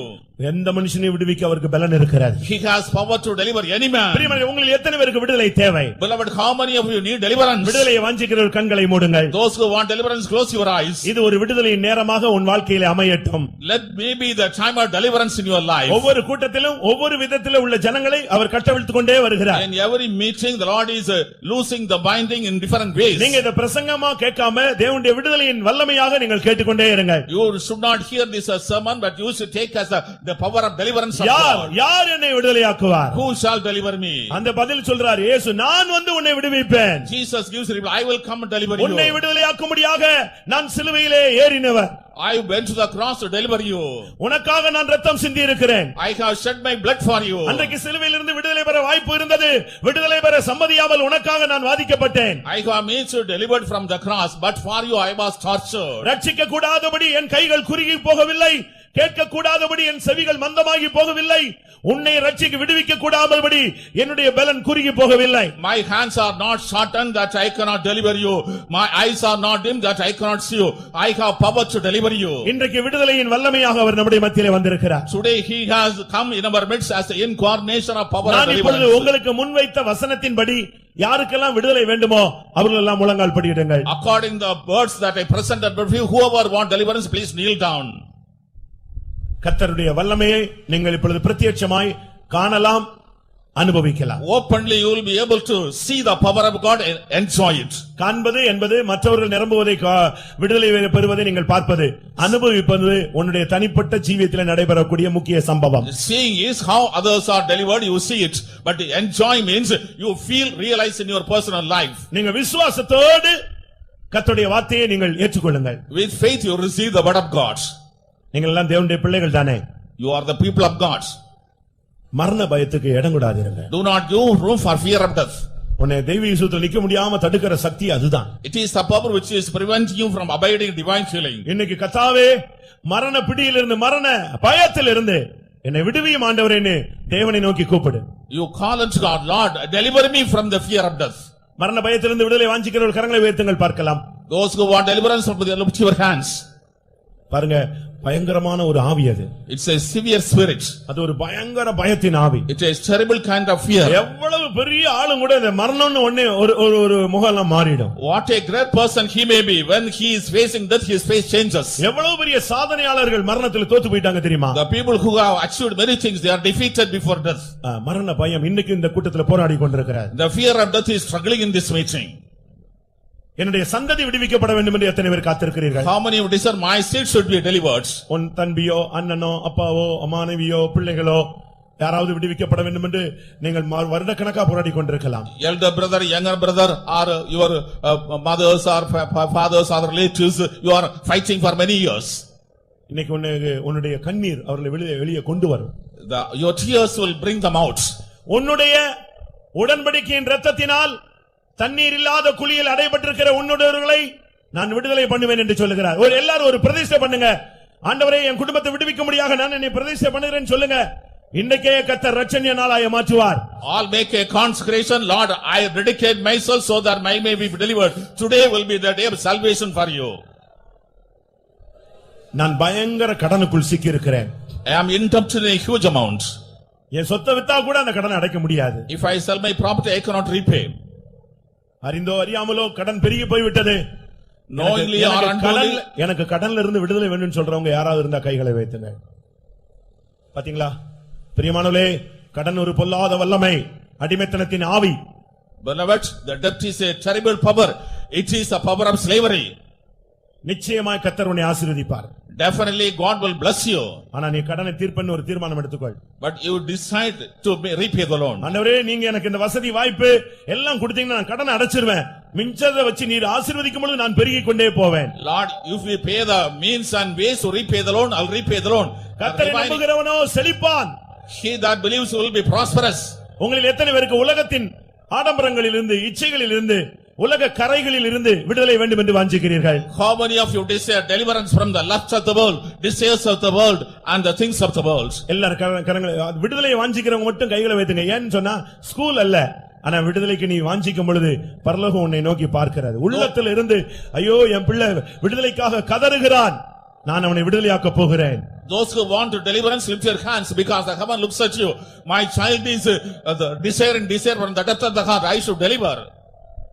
இந்த ஜனங்கள் கைகளை வைத்து இருக்கிறார்களே, யாரை அனுப்புவேன் என்று சொன்னால் இயேசு சொல்வார், நான் என்னை அனுப்பும் ஆண்டவரே, நான் போய் இந்த ஜனத்தை விடுவிக்கிறேன் என்று சொல்வார். These people are lifted their hands. Whom shall I send? If the question is on, Lord Jesus say, I go, I send me, I will deliver them. இன்றைக்கு கர்த்தருடைய ஆவி நம்முடைய மத்தியிலே அசைவாட ஆரம்பிக்கும். The Spirit of God is moving in your midst. உன்னுடைய வாழ்க்கையவே புரட்டி போடக்கூடிய அபிஷேகத்தை கர்த்தர் தரப்போகிறார். The Lord will give you an anointing life today. சாபம், தடை, தரித்திரம், முட்டி மோதுகிறது, முடியவில்லை, நடக்கவில்லை, இயலாது, வேண்டாம், இந்த ஆவி எல்லாம் இப்ப உன்னை விட்டு வெளியே போக போகிறது. The curse, poverty, penury, I cannot walk, I cannot leave this, all these spirits of penury are leaving you. கர்த்தர் செய்வார், அவர் எனக்கு செய்ய போகிறார், அதை நடப்பிப்பார், தேவனால் எல்லாம் கூடும். இந்த வல்லமை இப்பொழுது உன்னை வந்து ஆளுகை செய்ய போகிறார். God will do it. God can't do everything. The Lord cannot. Lord is capable to do everything. I will be delivered. நீங்கள் ஆராதிக்கிற தேவன் வல்லமையுள்ள தேவன். God who is powerful. ஒரே வார்த்தையிலே உன்னுடைய பிரச்சனைகளை தீர்க்கக்கூடிய சர்வ வல்லமையுள்ள தேவன். He is almighty God by one word. எல்லாரும் அவரை நோக்கி பாருங்கள். All look unto him. ஒரு நாள் இயேசு இதே போன்ற ஒரு இடத்துல கடந்து போனார். One day Jesus went along such a place. நான் எதுக்கு இதை சொல்றேன்னா, இப்ப ஆண்டவர் ஆவியில ஏவுதல் கொடுக்கிறார். நம்முடைய மத்தியிலே இப்ப அவர் கிராஸ் பண்ண போறார். The Lord is giving inspiration. He is going to cross in our midst now. ஒரு குருடன் ஒரு ஓரத்துல கிடந்தான். A blind man on a corner. அந்த சத்தெல்லாம் கேட்ட உடனே அவனுக்கு புரிஞ்சிருச்சு. கத்த ஆரம்பிச்சான், தாவீதின் குமாரனே எனக்கு இரங்கும் என்றான். When he has heard the sound, he understood. He started crying, oh son of David, have mercy on me. எல்லாரும் சத்தம் போட்டாங்க. All shouted. எல்லாரும் அவனை சத்தம் போட்டார்கள். All shouted to him. அவன் அதெல்லாம் கவலைப்படல. He was not cared. அவர் கிராஸ் பண்ணி போயிட்டா மீட்பு கிடையாது. திரும்பவும் பின்னும் அதிகமாக தாவீதின் குமாரனே எனக்கு இறங்கும் என்று கத்தினார். If he crosses, no means for deliverance. He made louder noise. Oh son of David, have mercy on me. அந்த சத்தம் இயேசுவை அப்படியே நிறுத்தினது. That voice made Jesus to stand still. இப்ப இந்த கூட்டத்துல அவர் கிராஸ் பண்ண போகிறார். Now he is going to cross in the meeting. ஏன் இப்ப கூட உன்னைய கிராஸ் பண்ற ஒரு டைமாக இருக்கலாம். This is a time to cross you. உன்னைய தாண்டி ஒரு அடி அவர் எடுத்து வைக்க கூடாது. He should not take one step crossing you now. கர்த்தாவே கடனில் இருந்து என்னை விடுவியோ. Lord, deliver me from debt. இப்பிரபஞ்சத்திலிருந்து என்னை விடுவியோ. Deliver me from present world. மரண பயத்திலிருந்து விடுவியோ. Deliver me from the fear of death. என் ஊழியத்தில் கட்டப்பட்ட ஊழியத்தை விடுவியோ. Deliver the binding ministry. என் குடும்பத்தை விடுவியோ. Deliver my family. எல்லாரும் வாயை திறந்து கூப்பிடுங்கள், அவர் உங்களை கடந்து போய் கொண்டிருக்கிறார். All of you open your mouth and call. He is crossing you. கூப்பிடு, அவர் உன்னை விடுவிப்பார். Call upon God, deliver you. இபகடபக திடுகடபக திடபானியா. ஏகடபக திடகடபக திடபனக திடகடபக திடபானியா. ஊழியர்கள் எல்லாரும் தயவு செய்து நமக்கு கடன் இல்லை என்று நாம உட்கார்ந்து இருக்க கூடாது. உலகத்திலிருந்து நாம் வெளியே வந்து விட்டோம், மீட்கப்பட்டு விட்டோம், பூமியிலிருந்து மீட்கப்பட்டு விட்டோம் என்று அமைதியாக இருக்க வேண்டிய நேரம் அல்ல. எல்லாரும் ஒருமித்து விசுவாசிகள் கடன்கள் இருந்து விடுதலை பண்ணப்படும்படியாக தேவன் இறங்கி அவர்களை ஆசீர்வதிக்கும்படியாக நாம் கொஞ்ச நேரம் போராட போகிறோம். 2-3 நிமிடம் தான் பிரியமானவர்களே. கர்த்தர் உனக்கு ஒரு வாக்குத்தத்தம் கொடுப்பார். ஆமென். அதுதான் உனக்கு விடுதலையுடைய ஒரு முதல் அம்சம். நீ இந்த கூட்டம் முடிஞ்சு வெளியே போறதுக்குள்ள ஒரு அபிஷேகம் கொடுப்பார், ஒரு வார்த்தை கொடுப்பார், ஒரு அக்கினி உன்மேல் வந்து விழும். தேவன் உன்னை தொட்டதை உணர்வாய். இந்த சூழ்நிலையிலிருந்து வெளியே கொண்டு வரக்கூடிய கரம் உனக்காக நீட்டப்படும். இதுல எந்த அம்சமும் இல்லாம நீ எழுப்பி வெளியே போகாத. அல்லேலூயா. எல்லாரும் விசுவாசத்தோடு போராடுவோம். அல்லேலூயா. இப்பிரபஞ்சத்தின் ஆவி ஓடட்டும். அடிமைப்படுத்துகிற ஆவி ஓடட்டும். மரண பயத்தின் ஆவி ஓடட்டும். நீதிமான்களுடைய சந்ததியை கட்டி வைத்திருக்கிற ஆவி ஓடட்டும். இக்கரபங்க திடபிகரபங்க திரமானியா இக்கரபங்க திரமானா திடிக்கடா திடா திடா. ஹalleluya ramana balakarabakatena ekalabakatina sida sida tidibikalabaka. Hallelujah, praise the Lord. Hallelujah, hallelujah, hallelujah, hallelujah, hallelujah, hallelujah. Amen, amen. Sida balakarabakatina mana tidabaka tidibikalabaka tidibikalabaka.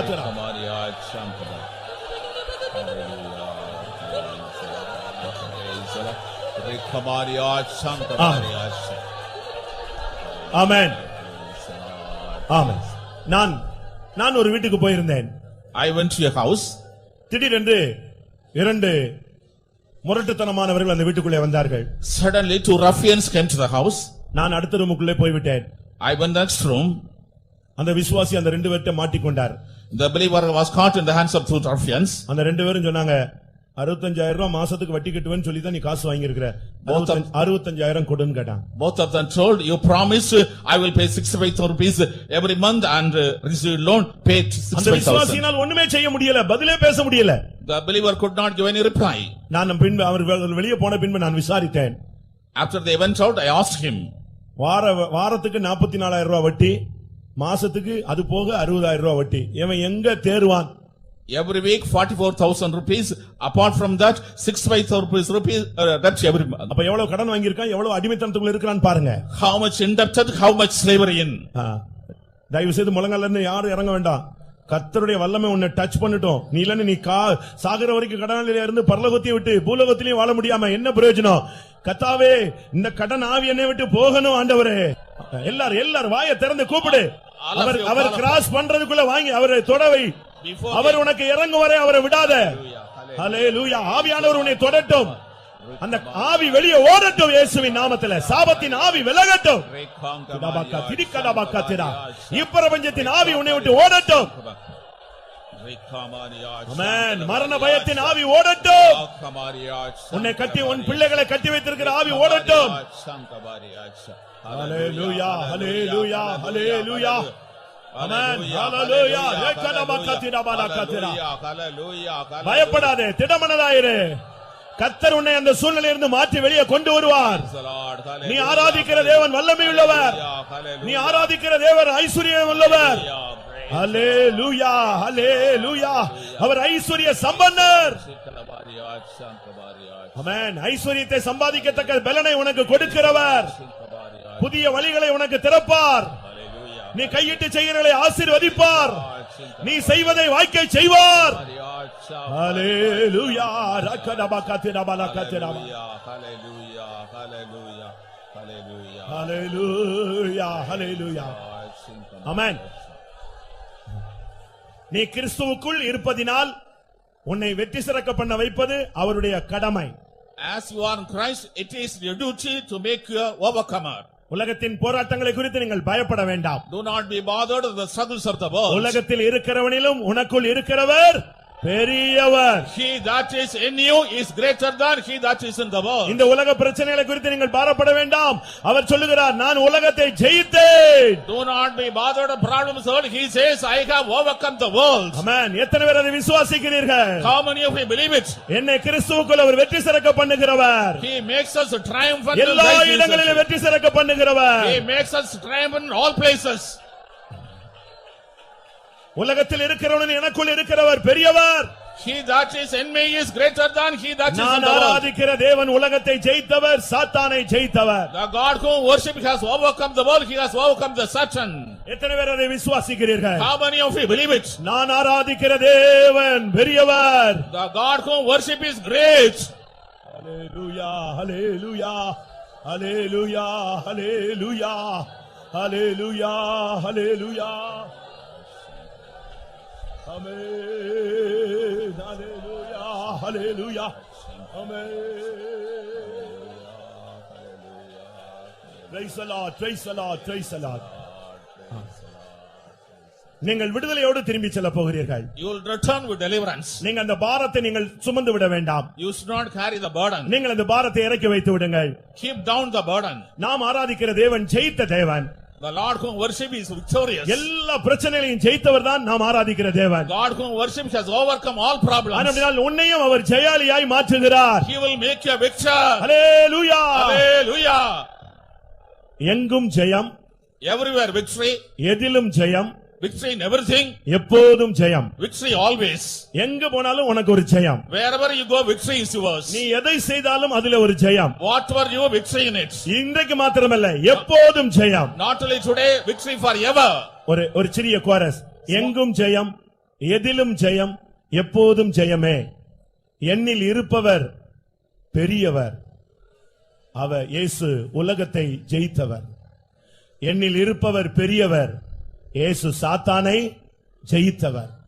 எத்தனை பேர் அது உங்களுக்கு தெரியாது? நான் பாடுறேன், நம்ம விசுவாசத்தோடு பாடுறோம். கர்த்தர் அற்புதங்களை செய்ய போகிறார். எங்கும் ஜெயம். உனக்கு கர்த்தர் நிச்சயமாய் இன்றைக்கு நீ இந்த கூட்டம் முடிந்து போகிறாய். நீ எங்கு போனாலும் நீ ஜெயாலியாய் உன்னை மாற்றுவார். The meeting ends and you go. Wherever you go, the Lord makes a victor. நீ எது செய்தாலும் அது உனக்கு ஜெயமாய் கர்த்தர் இன்றைக்கு மாற்ற போகிறார். Whatever you do, Lord commands it to be a victory today. இன்றல்ல, உன் வாழ்வு முடியும் வரை எப்போது உனக்கு ஜெயமே. Not only today, till your life ends, always victory to you. அதுக்கு காரணம் என்ன தெரியுமா? What's the reason for it? உலகத்தில் இருக்கிறவனில் உனக்குள் இருக்கிறவர் பெரியவர். He that is in you is greater than that he that is our in the world. உலகத்தை ஜெயித்தவர், சாத்தானை ஜெயித்தவர். He overcome the world, he overcame Satan.